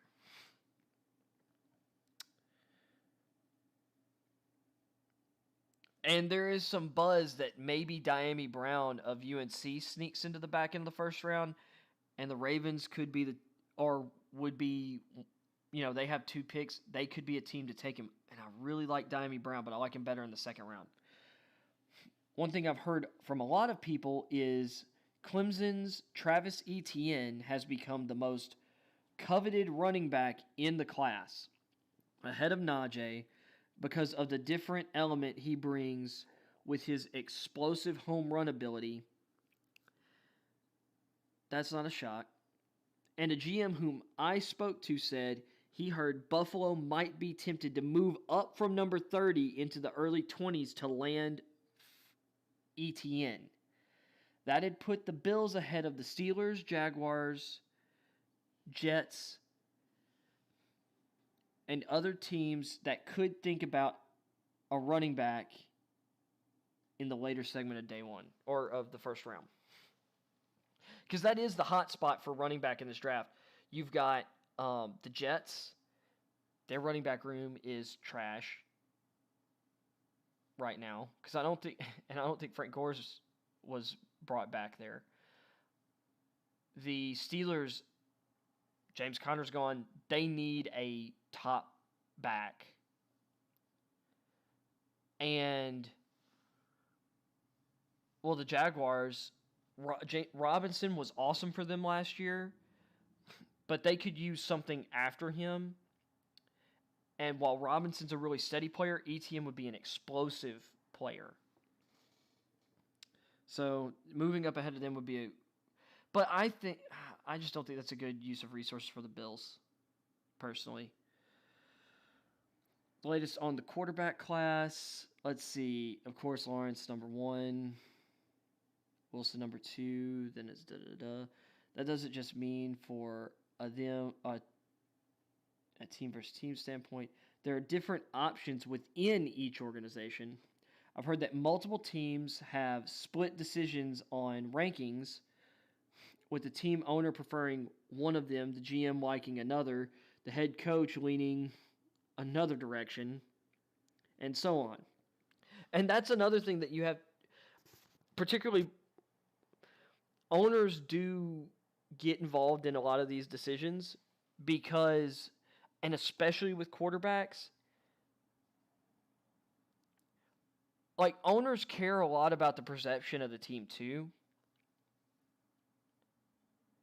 And the business side of things, and a young marketable quarterback is a great business piece and perception piece. So if I had to imagine, and maybe it depends on the owner's view of a quarterback, with all the talk about, for some owners, they're going to hear like these comps to Tom Brady for Mac Jones, and they're going to be like, I mean, if we could get the next Tom Brady, that'd be insane or be incredible. Then you've got other owners who are going to be like Trey Lance and Justin Fields, or these young athletic, super physically talented players, and our coaches are supposed to be able to develop guys. These guys have the ability to play like Patrick Mahomes and Josh Allen, Lamar Jackson. These are the types of guys we need to be targeting.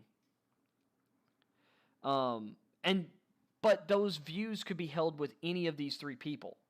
So it's very interesting how dynamics are. And a lot of times the quarterback decision for a team will show who in the organization is actually the one with the final say on decisions.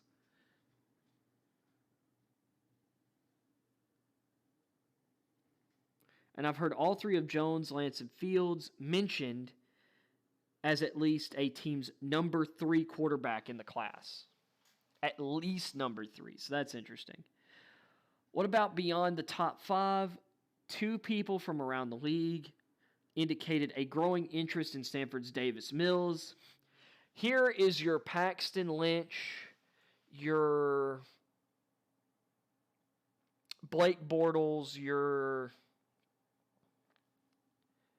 I'm trying to think of another really toolsy quarterback who maybe didn't have a ton of starting experience or something like your Mitchell Trubisky, EJ Manuel type, like a guy who he looks the part. Maybe he was a big recruit. There's just a lot of stuff. Davis Mills has the reach bust quarterback just written all over him. All over him. For me. I get it. I get like the appeal. He's not gonna amount to anything. And I could eat that, but I like to be bold. And I'm going to boldly say that Davis Mills isn't a guy. Now, he might hang around for 10 years, 12 years. But he's not your guy. One even said that if there is a surprise pick in round 1, it could be Mills. But it's clear that there is more love for Mills than many people thought, which is surprising for a guy who only started 11 games in college. But it's not a shock because I've been hearing stuff like this from people for a while now. Now, he does seem to be rising late, but I don't know, man. He's a day 3 pick.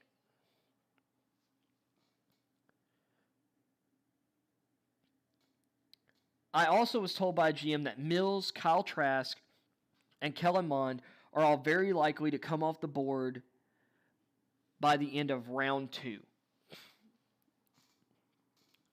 The teams that he has heard with interest in at least one of the trio include Washington, Chicago, New England, and potentially Denver if it doesn't take a QB at number 9.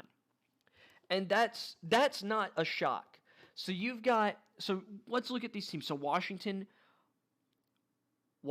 has Ryan Fitzpatrick. They signed Tyler Heineke, although to me that screamed, this is our future backup and second option. Kyle Allen's still on the roster for Washington. Unless they move up to get one of the top guys in this class, it really doesn't make sense for them to use a first-round pick on a quarterback this year. And especially not where they're at, unless one of those guys were to just fall. If anything, I think Washington, if they don't pick someone at their selection, should think about trading down because of like their needs and how abundant some of those positions are. Chicago. They brought in Andy Dalton.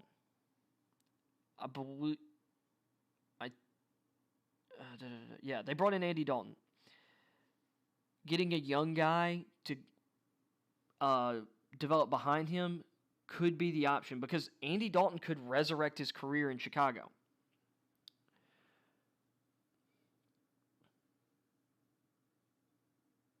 New England, of course, they've got Cam Newton. They drafted Jared Stidham a couple years ago, but I think he's proven that he's not the guy. You get one of these guys in there to develop, that could make sense. And Denver, I mean, this is what they did with Drew Lock. They had Case Keenum, but they drafted Drew Lock in the second round.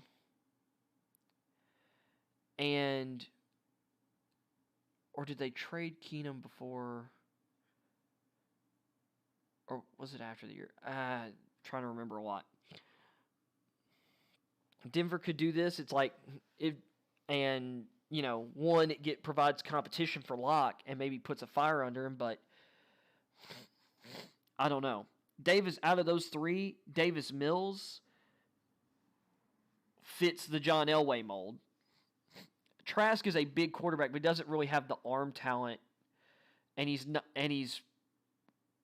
might be the least athletic quarterback in the draft. That might be a little bit of a stretch, but. And then, of course, Kellen Mond, out of those three, is the most athletic. He actually ran like a 4.62 40. Pretty freaking good. And out of those guys, I think Mond has... I mean, Mills, to a degree, has maybe the most upside. I'd say Mond has the most upside.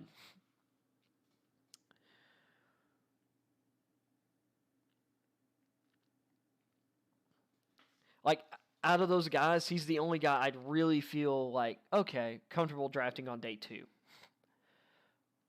And people aren't talking about Felipe Franks. I like Felipe Franks a lot. But I'm also kind of, if the guy's not worth a first-round pick, I'd rather not draft him till day 3.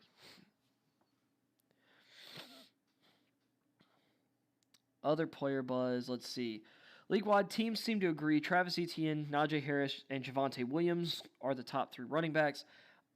After his 40, and based on his size, Javonte Williams has dropped for me.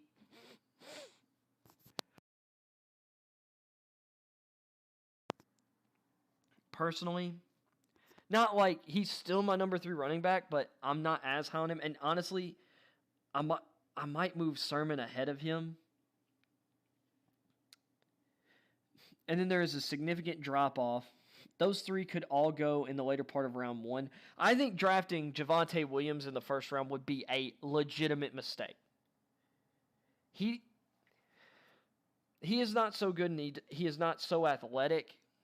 He's nowhere near as big and strong and powerful as Harris. He's not as fast as Harris.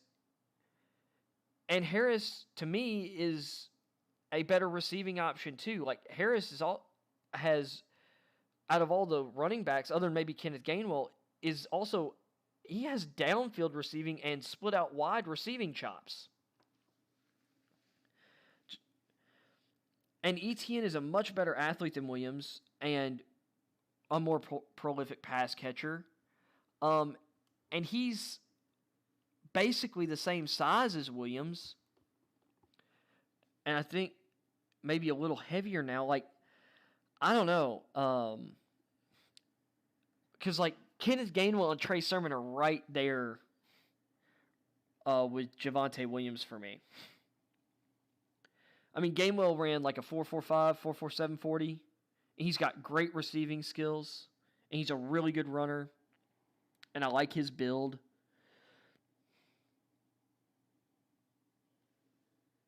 Some have Etienne number 1 at the position. Some are more interested in Harris's game. Harris is my number 1. And at least one team has Williams ahead of Harris, meaning Williams isn't the de facto third guy. There are things I like about Williams, but I am worried about his lack of speed considering he came in at like either 5'10 or just under 5'10. And I think he was like 212. Which is a below average size for a drafted running back, particularly one who ran a 4.55 or 4.57 40, depending on who you ask, which is slower than the combine average at running back. So, or I think the combine average is 4.54. So it's just barely slower, but Most of the guys who are running that are a little bit bigger than him. I haven't spoken to a single decision maker in the past week who doesn't have Ole Miss's Elijah Moore as the team's number 4 wide receiver in the class. And that's not a shock. I figured as this process kept going. Wait a second. That doesn't have as the team's number 4. Maybe you meant number 5 because you've got Chase, Smith, Waddle. Oh, I was including Pitts. Smith, Waddle. So he's the number 4 guy. And this doesn't surprise me. He is a better all-around receiver than Kadarius Toney. Like, Toney is a slot guy. Elijah Moore can play some outside, and he's much better in contested catch situations despite being smaller. Moore seems to have, most teams seem to have Jamar Chase first, and then Devontae Smith and Jalen Waddle are in some orders at 2 and 3. But Moore is getting buzz and appears set to be the 4th wideout drafted. That's not a shock to me. 3 GMs said they are convinced that offensive linemen are going to come off the board quicker than earlier thought. See, I've been thinking they're going to come off quick all along. 2 offensive tackles who have been mentioned as guys who could go higher than expected. Notre Dame's Liam Eichenberg might sneak into round 1. I've had him pegged at the end of round 1, early round 2 this entire time. And North Dakota State's Dylan Radins could be off the board not long after. That wouldn't shock me. I'm pretty sure, like, early on when I was doing, like, talking about my offensive tackles, I said as many as 7 offensive tackles could go in the first round, in my opinion. Sewell, Slater, Darisaw, Jenkins.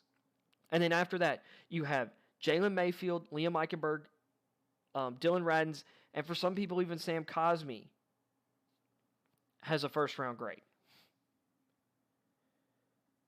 Or at least close to it. I mean, I could see it. I would expect no less than 6 to go. One name that keeps coming up and is getting a wide variety of reviews is Texas tackle guard Samuel Cosmi. Some teams are fixating on the measurables and potential, and they are thinking he is worthy of a pick early in round 2. Others are looking more closely at the tape and see him as a 3rd rounder. And that's the thing. Personally, I don't love his tape. But those measurables are ridiculous. I feel like I'd feel more comfortable with him in late round 2. Another guy to watch, Wisconsin Whitewater guard Quinn Miners. He is getting a lot of love, and the consensus on him is that he is going late in round 2 or early in round 3. And I think he will be gone by late round 2. If he falls to the 3rd round, I think he's a legit steal. I wouldn't be shocked if he went like in the middle of round 2. So with that, let's do like kind of a quick run through of some of my favorite players in this draft. I meant to get to that earlier, but I got kind of into that video. Well, let's flip that off the screen. All right. Let me actually, I should turn this on earlier. Turn the AC down a little bit. So for me, I'm just going to rapid fire like my favorite guys. I talked about Mac Jones. He is my favorite quarterback he's the guy I'm higher on probably than everyone else, or relative to other evaluators on. And I love Trey Lance.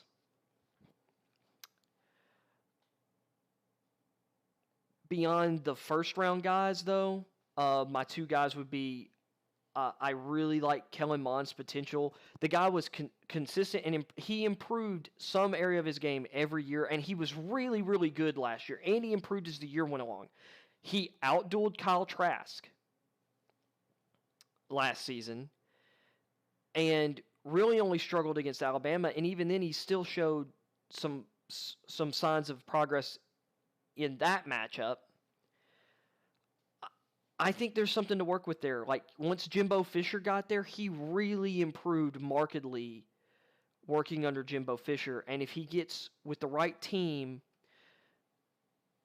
he could really, but he could develop into something. At the worst, you're getting a guy who I think could end up being a solid backup quarterback for a long time. So, to me, there's third-round value there, which means he's probably going to go in the second round, especially based off what that was saying. Another guy I really like at the position, I like Felipe Franks. He showed really good improvement in Arkansas last year. He looked like a far more mature and intelligent decision maker at Arkansas last year. He's still raw. I don't know if he'll ever be a starter, but as a developmental option, he's got all the tools you can want. And he ran, I want to say at his pro day, he ran in the 4.5s. I want to say I saw it was like a 4.59 or a 4.57 40. If it wasn't that, it was in the 4.6s. And for a guy who's as big as he is and as strong as he is, that's really good. He is he literally is built like Josh Allen, and I've seen his arm talent, like the throws he can make. He has the arm strength and the ability to make ridiculous downfield throws. So Franks is a guy who on day 3 I think has great value. I would take him over Davis Mills. I would take him over Kyle Trask. Because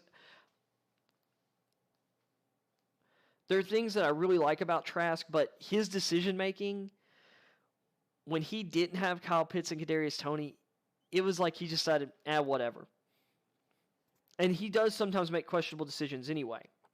And he doesn't have the arm talent to make some of the decisions to fit the ball in some of the places he tries to fit. I don't think he's going to I think he's going to have a harder time at the NFL level than he did in the SEC.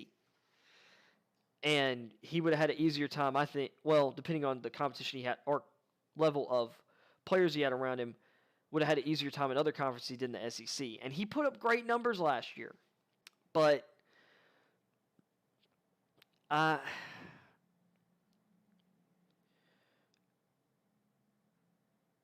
if he goes in the third round, I get it. Anywhere before like the mid-late third round, I think you're reaching.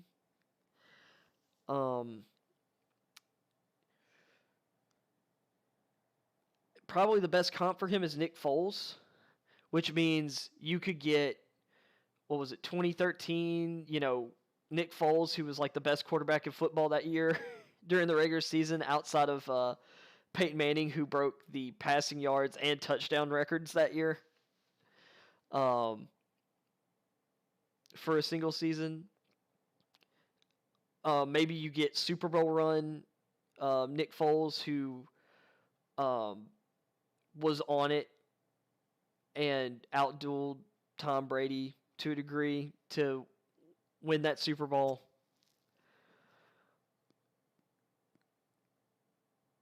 Or you're getting the rest of his career where Nick Foles was like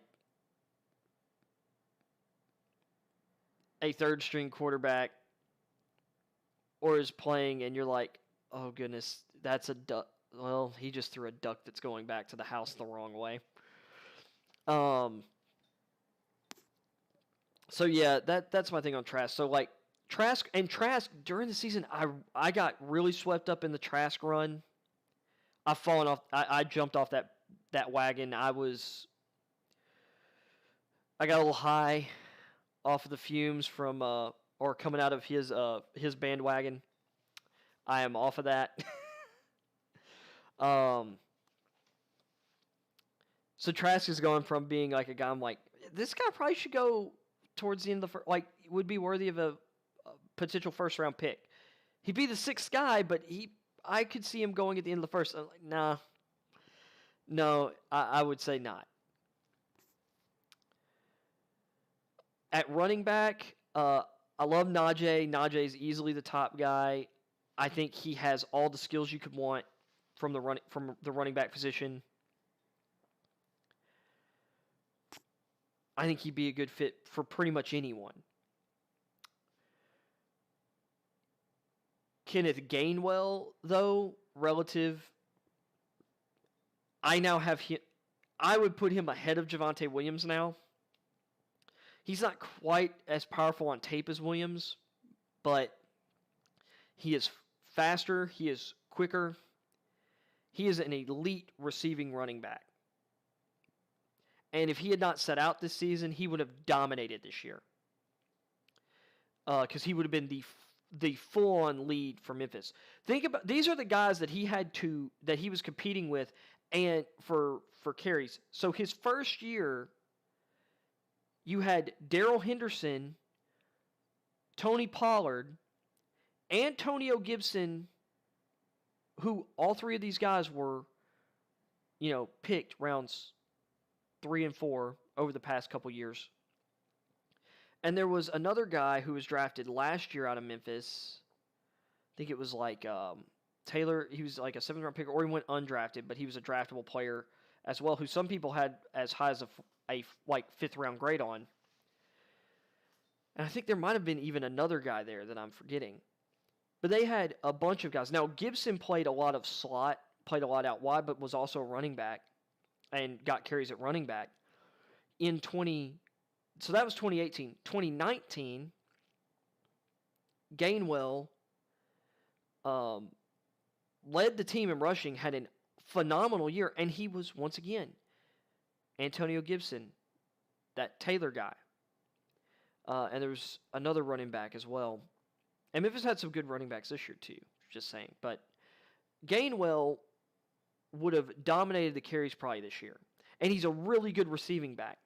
Memphis is putting out some talented players at that position, like quality NFL players. Gibson looks like he's the lead guy for the Redskins. The Washington football team. I've been doing really good today.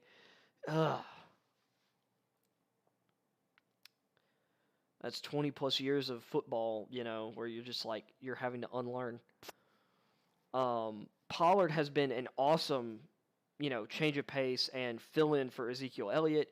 Darrell Henderson, Cam Akers is a more dynamic player than Henderson and a stronger player, and Akers is definitely number one. Henderson's a great complementary running back.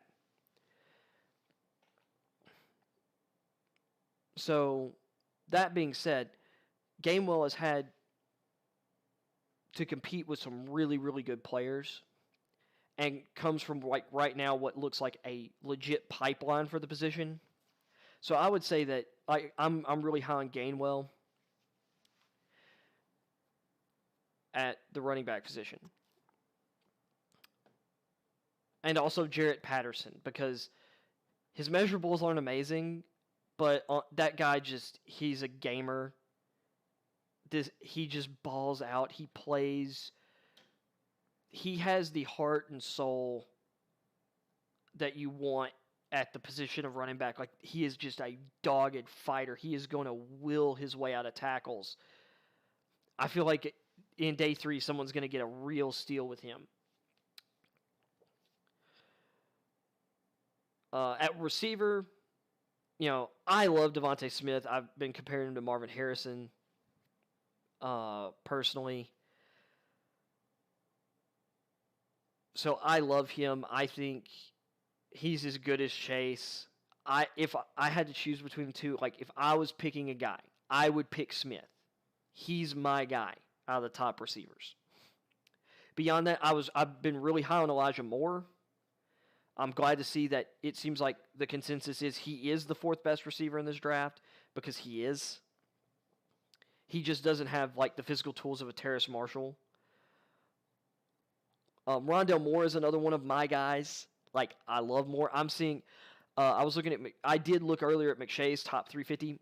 He had Rondale Moore as like he had an 81 grade on him. He was like outside of. I think he was beyond his top 50 players, which is I think he was 54 maybe, or 56, something like that. Which I think. Some of that's the injury concerns, and he is only 5'7", but he's 181. 5'7", 181 is really good, like, strong build, thick build. Guy ran a 4.29 40, 42.5-inch vert.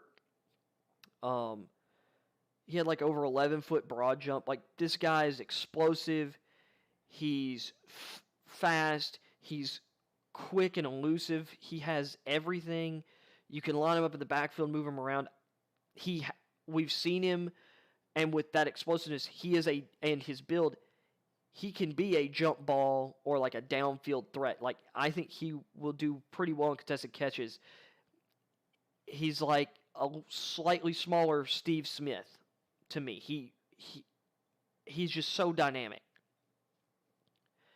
that I personally have a first-round grade on him. I don't think he's going to go in the first round.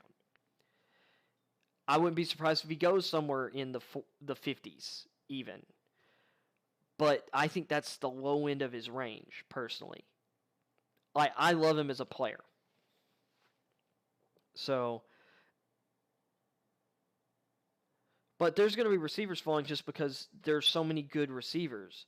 And depending on, like, your flavor, you might like certain types of guys better, but they're going to go later than you would have them because there are other guys who you don't like quite as much, but they kind of have similar grades or similar ranges. A couple other guys that I really love compared to other people, like, I love Cade Johnson out of South Dakota State. I would take him in the third, like mid to late third round, depending on what other receivers are available, of course. But I just feel like he's going to be a slot monster, like just a solid complementary receiver who is going to get open, catch the ball when it's thrown to him. He's not going to be like Kadarius Toney levels of separation, which is why he's further down the board. But you want to talk about a guy who I think will have a solid career, Cade Johnson. Another receiver I really, really, really love is Josh Palmer out of Tennessee. He's one of, my favorite players from my college team. This guy just makes big catches. He's great down the sideline. He makes contested plays. He's not like a burner, but he's got good long speed, like solid long speed. He's going to be a good complementary receiver at the NFL level, and he will get you first downs. He will make plays that some receivers cannot make. That's just who he is. Another guy, some people are lower on him. I really like him, and it's trying to make sure I get his name right. Without it being pulled up here. I think it's Marshall Marset or something Marset out of the University of Iowa. I wish I had his name pulled up right now. I love him. I talked about him when I went through Bruce Bowen's like 50 best at positions. That was one of his sleepers. I love this guy as a playmaker. As a guy who probably is going to go day 3, like potentially like round 4 or 5, whatever, maybe 6. I'm thinking late 4th, early 5th. This guy just made plays at Iowa on tape. He's got really great quickness. His top end speed's not as good as some other guys like him further up the board that we've talked about already, but this guy was a really, really good returner. He can help on special teams. I think he could develop into a dynamic slot player in the NFL level. If you're getting that potentially in the 5th round, that's great value. And there's also Simi Fukudo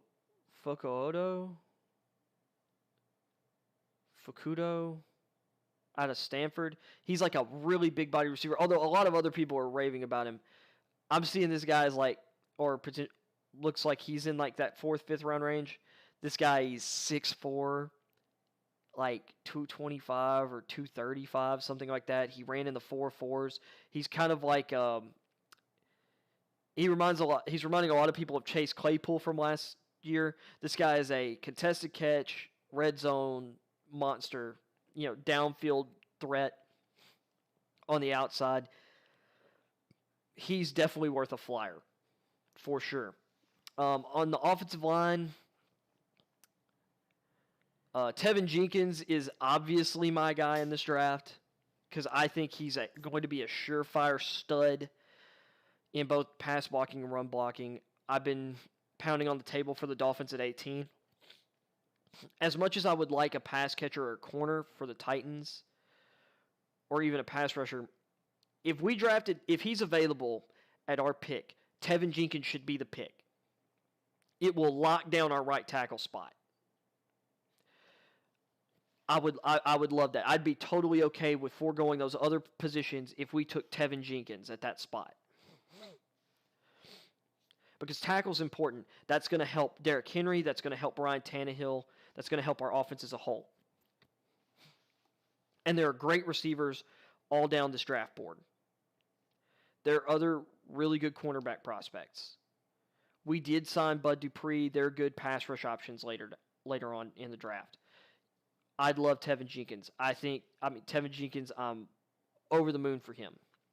And I guess I'm higher on a lot of these offensive tackles than like the McShays and Kuipers and some other people because I think Jalen Mayfield's a late first-round pick. I think Liam Eichenberg is a late first-round pick. I think Dylan Radden's late first talent right there. I think all three of those guys would be worthy selections in the first round for teams like the Steelers, Jaguars, Jets.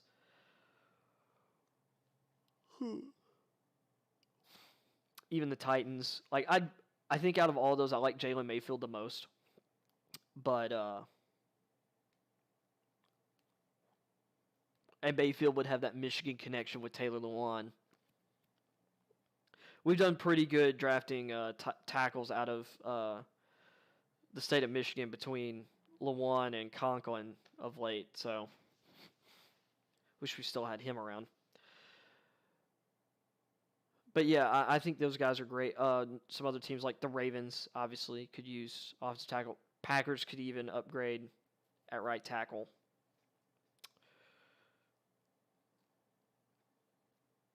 Chiefs could, well, the Chiefs don't have a first round pick now. Duh. Anyway, so with that being said, further down the board, really like Brady Christensen out of BYU. Easily, to me, second round caliber talent. Dude is a great athlete at the position with really, really good size. After that, you've got Spencer Brown of Northern Iowa, who I think, dude, 6'8", 311. Ran, I can't remember if it was in the low 5 seconds or if it was in the 4.9s at 6'8", like 311, 315. Like, dude has incredible tools at the position. He and his teammate Emerson Smith, who is another one of my guys as a edge player, both had outstanding pro days and have really good tape.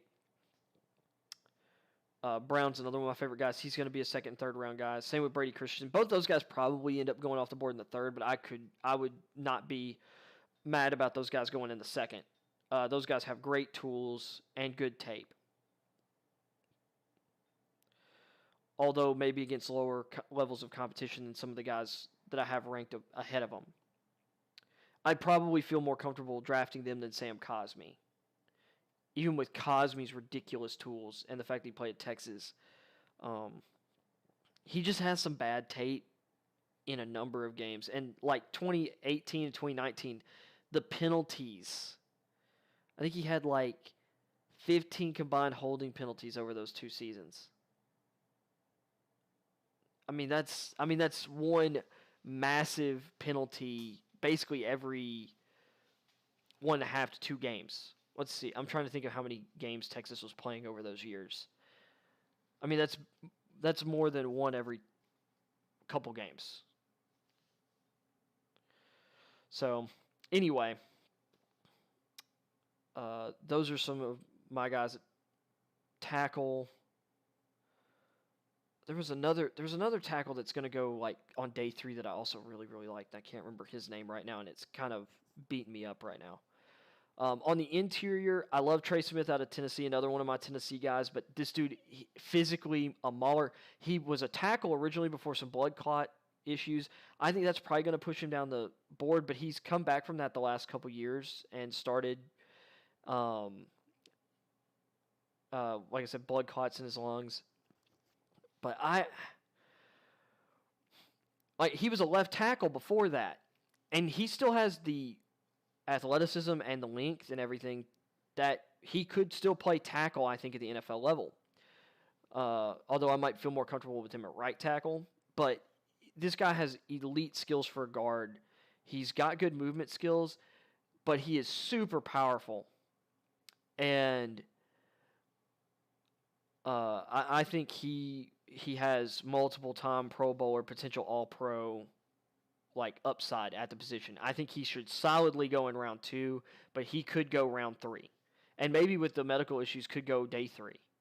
But we'll see there. Quinn Miners is another guy, which he's been rising up draft boards. I'm not the only person who loves him, but I think he's solidly a second-round pick at this point out of Wisconsin Whitewater. Dude, just a nasty player who just loves finishing, or just loves wrecking guys' days. It's hard not to love Landon Dickerson out of Alabama.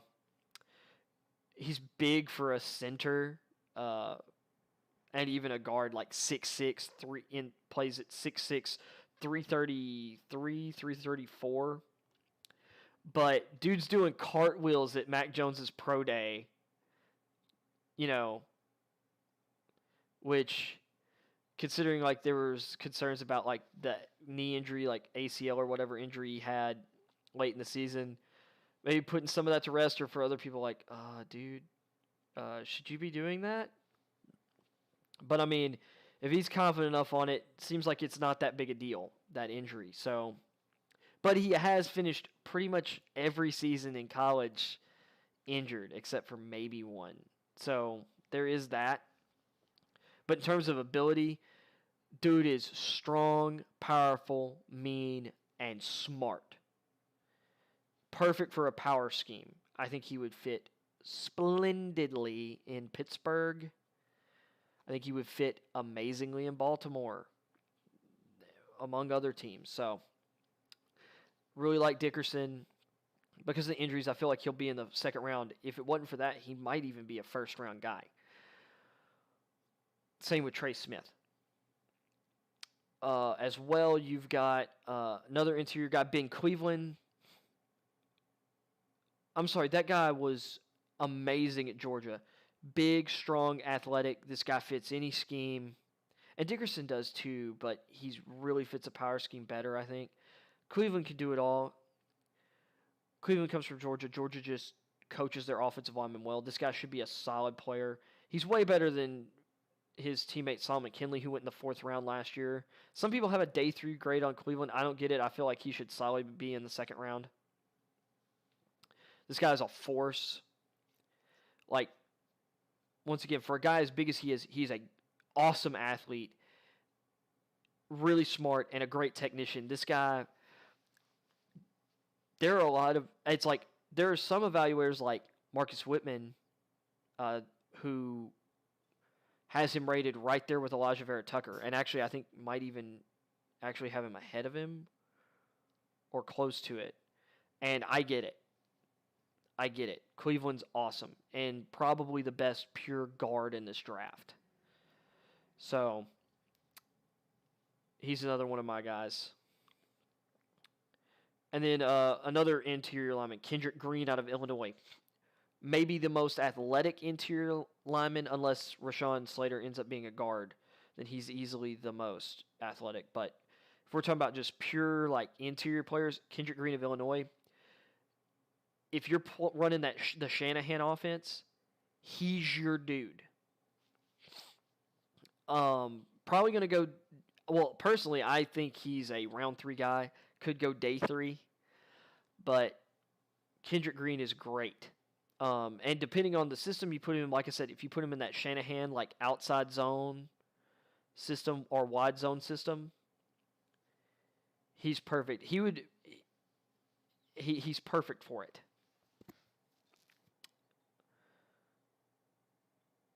He'd be a good pick for the Falcons.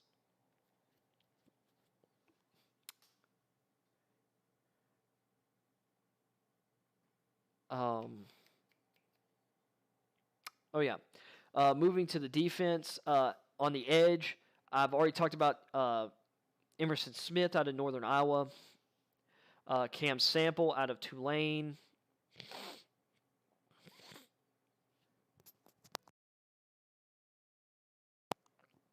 I think it's Jordan Smith out of UAB, has incredible measurables. Probably going to be a day 3 pick, but he might be one that really pops. I could see him sneaking into round 3. Of course, Jalen Phillips. I'm not as concerned about the concussion stuff for him. I think he's easily the best. I know the reason I'm going to put him in my guys. I think he is easily as talented as, or on like the athletic and technique level of the elite pass rushers who've gone top 5, top 10 in recent years. I think it's crazy that that people aren't talking more about him. So Phillips, one of my guys that I just think he is easily the number 1 guy. Joseph Asai of Texas is another guy who I love. He looks like a round 2 guy. I think he has round 1 talent. He reminds me of Brian Orakpo. Brian Orakpo had a pretty long and a really, really impactful and successful NFL career with Washington and Tennessee. Love him.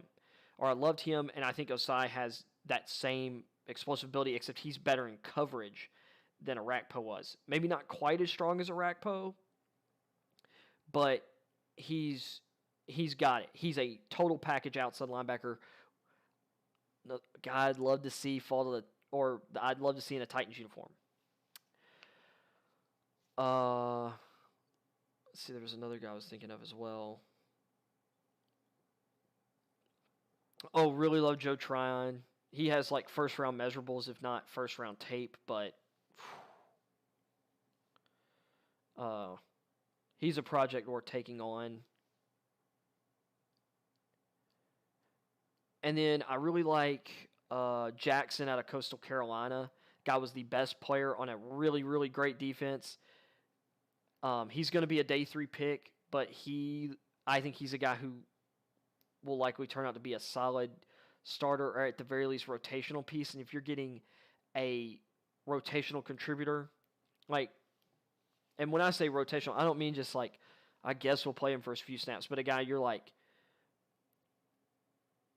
a piece that we really value in our rotation, and you're getting him in like the 5th, 6th round, I think that's really good value. Moving to the inside, Christian Barmore is a first-round talent, period. This guy has great explosion, length, and you look at other guys from Bama, same age, who had similar production and breakouts and playing big at the right times. You look at Jonathan Allen, Quinnen Williams, Deron Payne. Christian Barmore's right there with those guys in terms of talent and measurables. He should be in the first round. I love him. He is by far the best interior player in this draft. Onwuzurike has kind of dropped a little for me. I think he's still probably going to go second round and worthy of a second round pick, but I'm not necessarily in love with him. Another guy I seem to like a little more, like he's dropped and seems to keep dropping. I really like Davian Nixon in the 3rd round. I think he has really great tools, really good get off of the ball, long arms. I think there's a lot to work with there.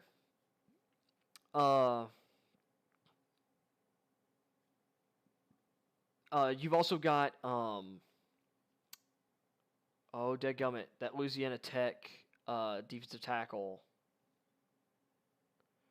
I can't believe I'm forgetting his name. I think he's going to be a steal in the 3rd round if someone gets him in the 3rd. He might sneak in the back end of the 2nd. He could even go in the 4th. I think. No. Wait. It's Milton. Is it Milton Williams actually? Out of Louisiana Tech. Anyway, great, explosive interior player. I think he has as much, and he was the fastest interior player. I think he ran like a 4.67 40 at 285. 287, like 4.67. That's ridiculous. Like, that's Aaron Donald levels of quickness. He's not quite as built, but he put up like a combine like Aaron Donald, Solomon Thomas. And you might be able to get this guy in the third round. This guy has as much upside as any interior player other than Christian Barmore, and maybe more upside than Christian Barmore, for that matter, because of his athletic traits. Like, this guy looks like he could be like a Chris Jones, Aaron Donald type potential impact player down the road with some development. As for some of the bigger tackles, you've got Tyler Shelvin out of LSU, who I love.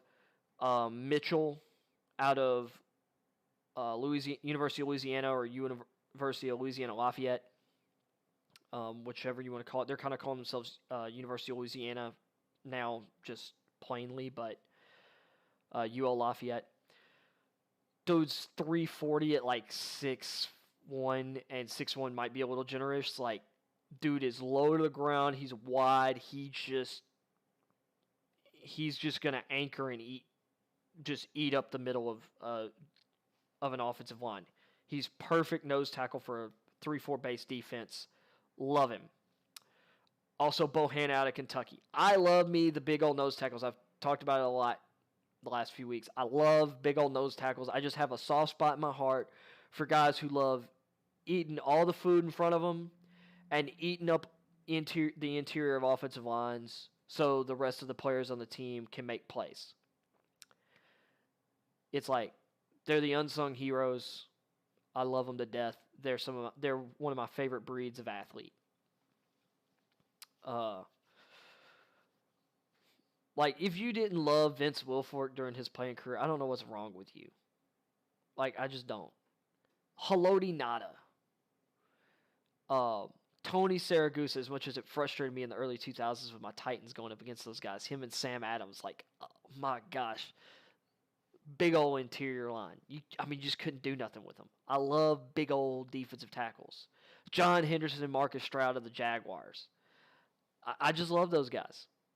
So, anyway, at linebacker, everybody's really high on a lot of these guys. I love Jamin Davis out of Kentucky. I mean, you're talking 4.37, 4.39, 40 at, it was like 6'3", 6'4", like 235. Just ridiculous athlete. And the dude, like, he destroyed the Tennessee he single-handedly destroyed the University of Tennessee last year. Just our entire offense. It didn't matter what we did. He was there. I love Monty Rice. I think Monty Rice would be worthy of a late second-round pick. And absolutely best value would be in the third round. And I think he's probably going to go third, maybe even fourth round. Monty Rice has great coverage skills at linebacker. I would rather have him than Nick Bolton. I'd rather have him than Jabril Cox, although I like Jabril Cox. Some people have Baron Browning of Ohio State, which he has great athleticism. I think he had like a 4.5 240, which is really good. Browning probably, I don't know if he'll be in the second round range at all, but he'll be in discussion in the third. Like Monty Rice better than him. Like him better than Pete Warner. I really like Monty Rice. He's definitely one of my guys this year.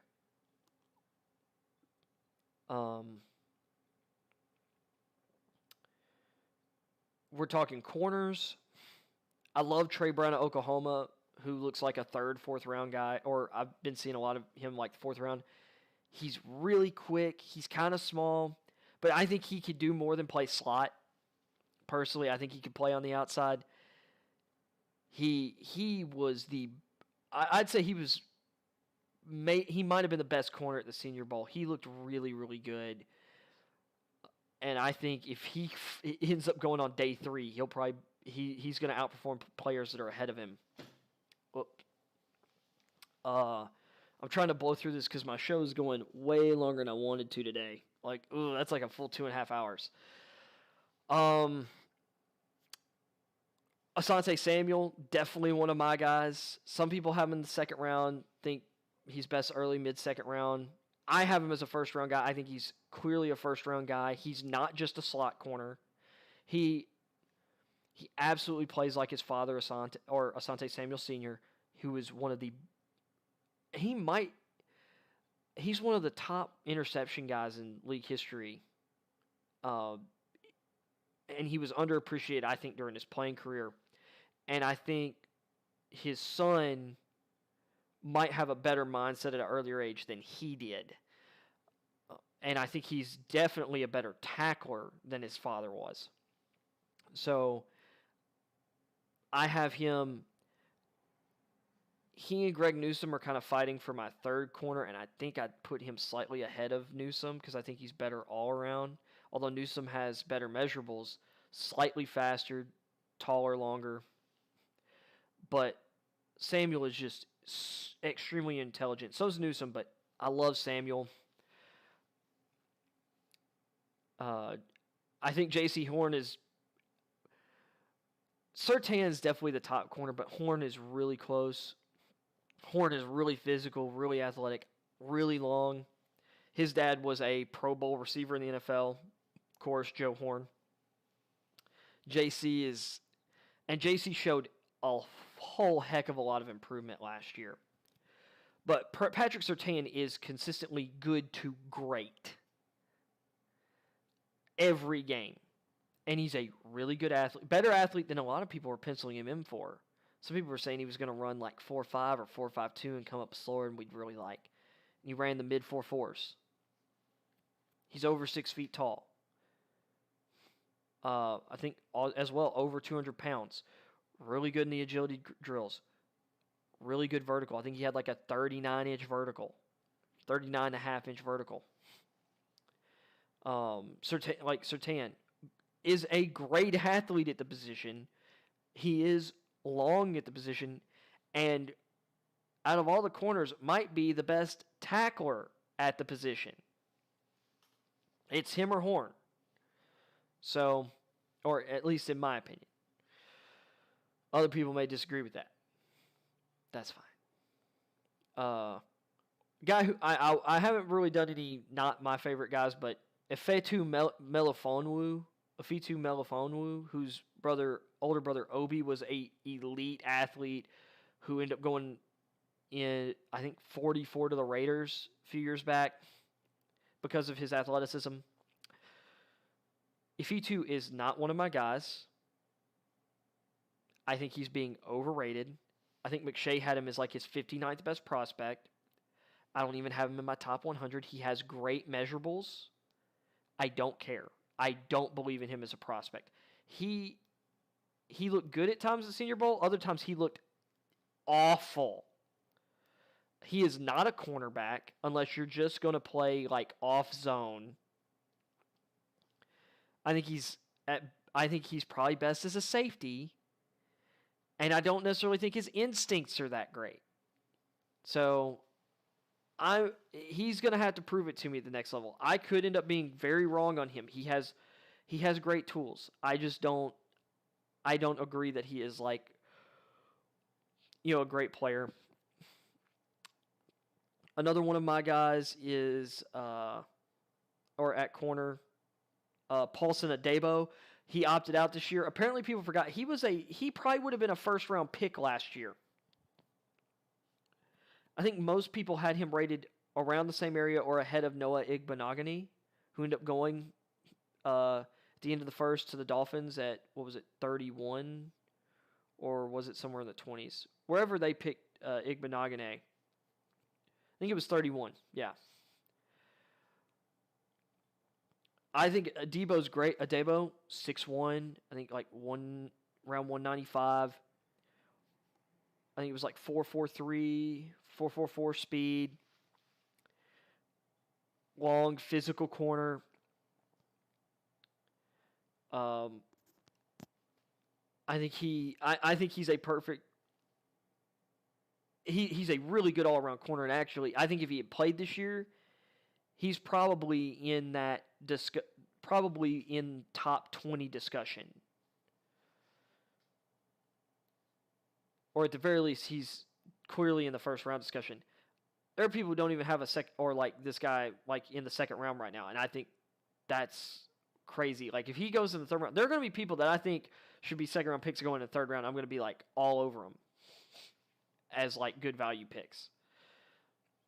I think this is a really good, really deep draft at a lot of positions.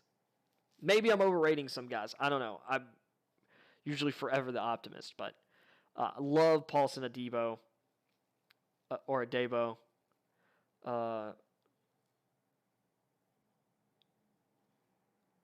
And Kelvin Joseph out of Kentucky, I really like too.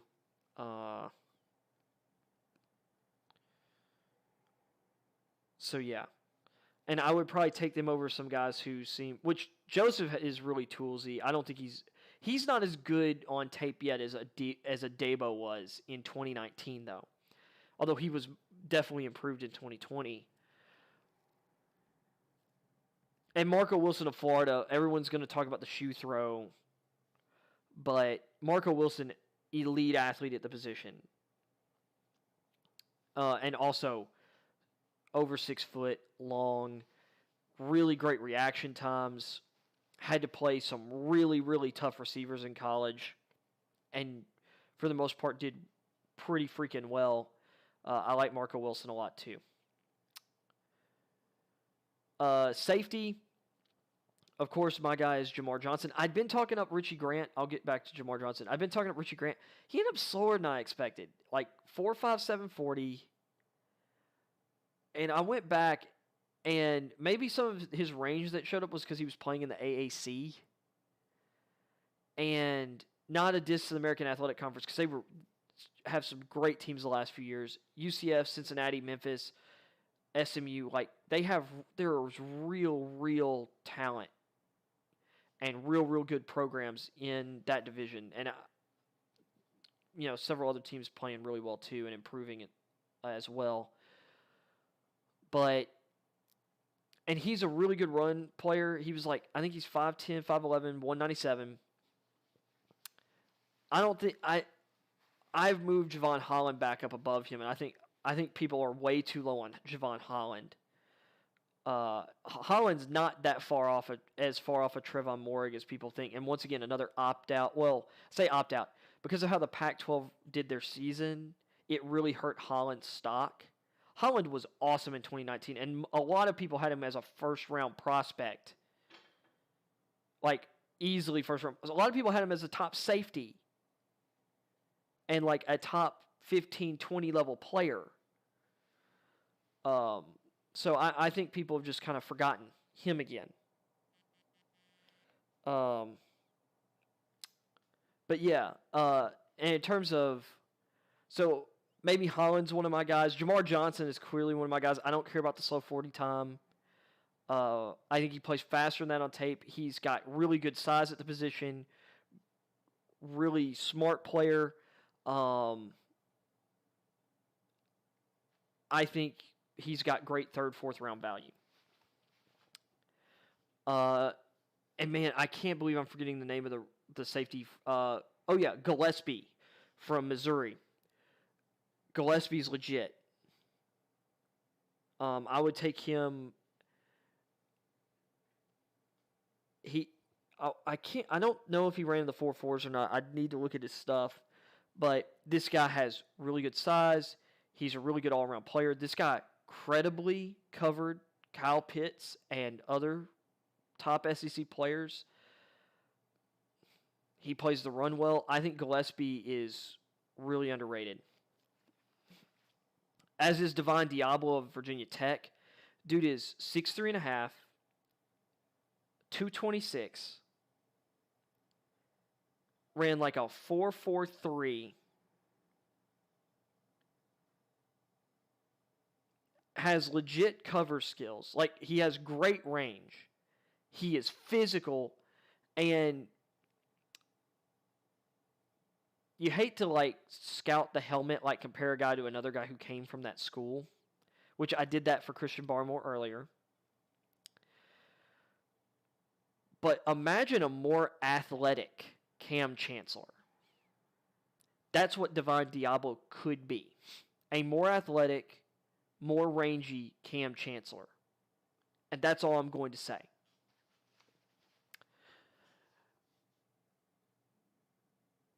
After that, a guy that is definitely not my guy, though, at the position is Andre Cisco. I want to say that McShay had him as his 50th player. He's not even in my top 100.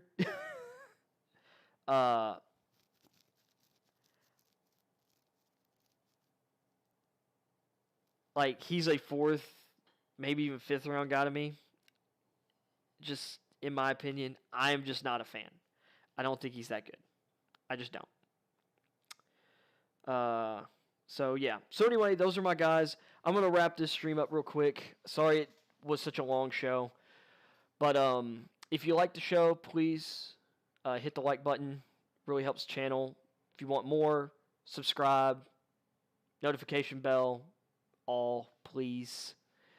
And leave comments on the archives. I do read the comments. So, thanks a bunch, and I hope you all have a great rest of your Tuesday. And I will see you tomorrow. I am going to stream tomorrow. Or at least that's the plan.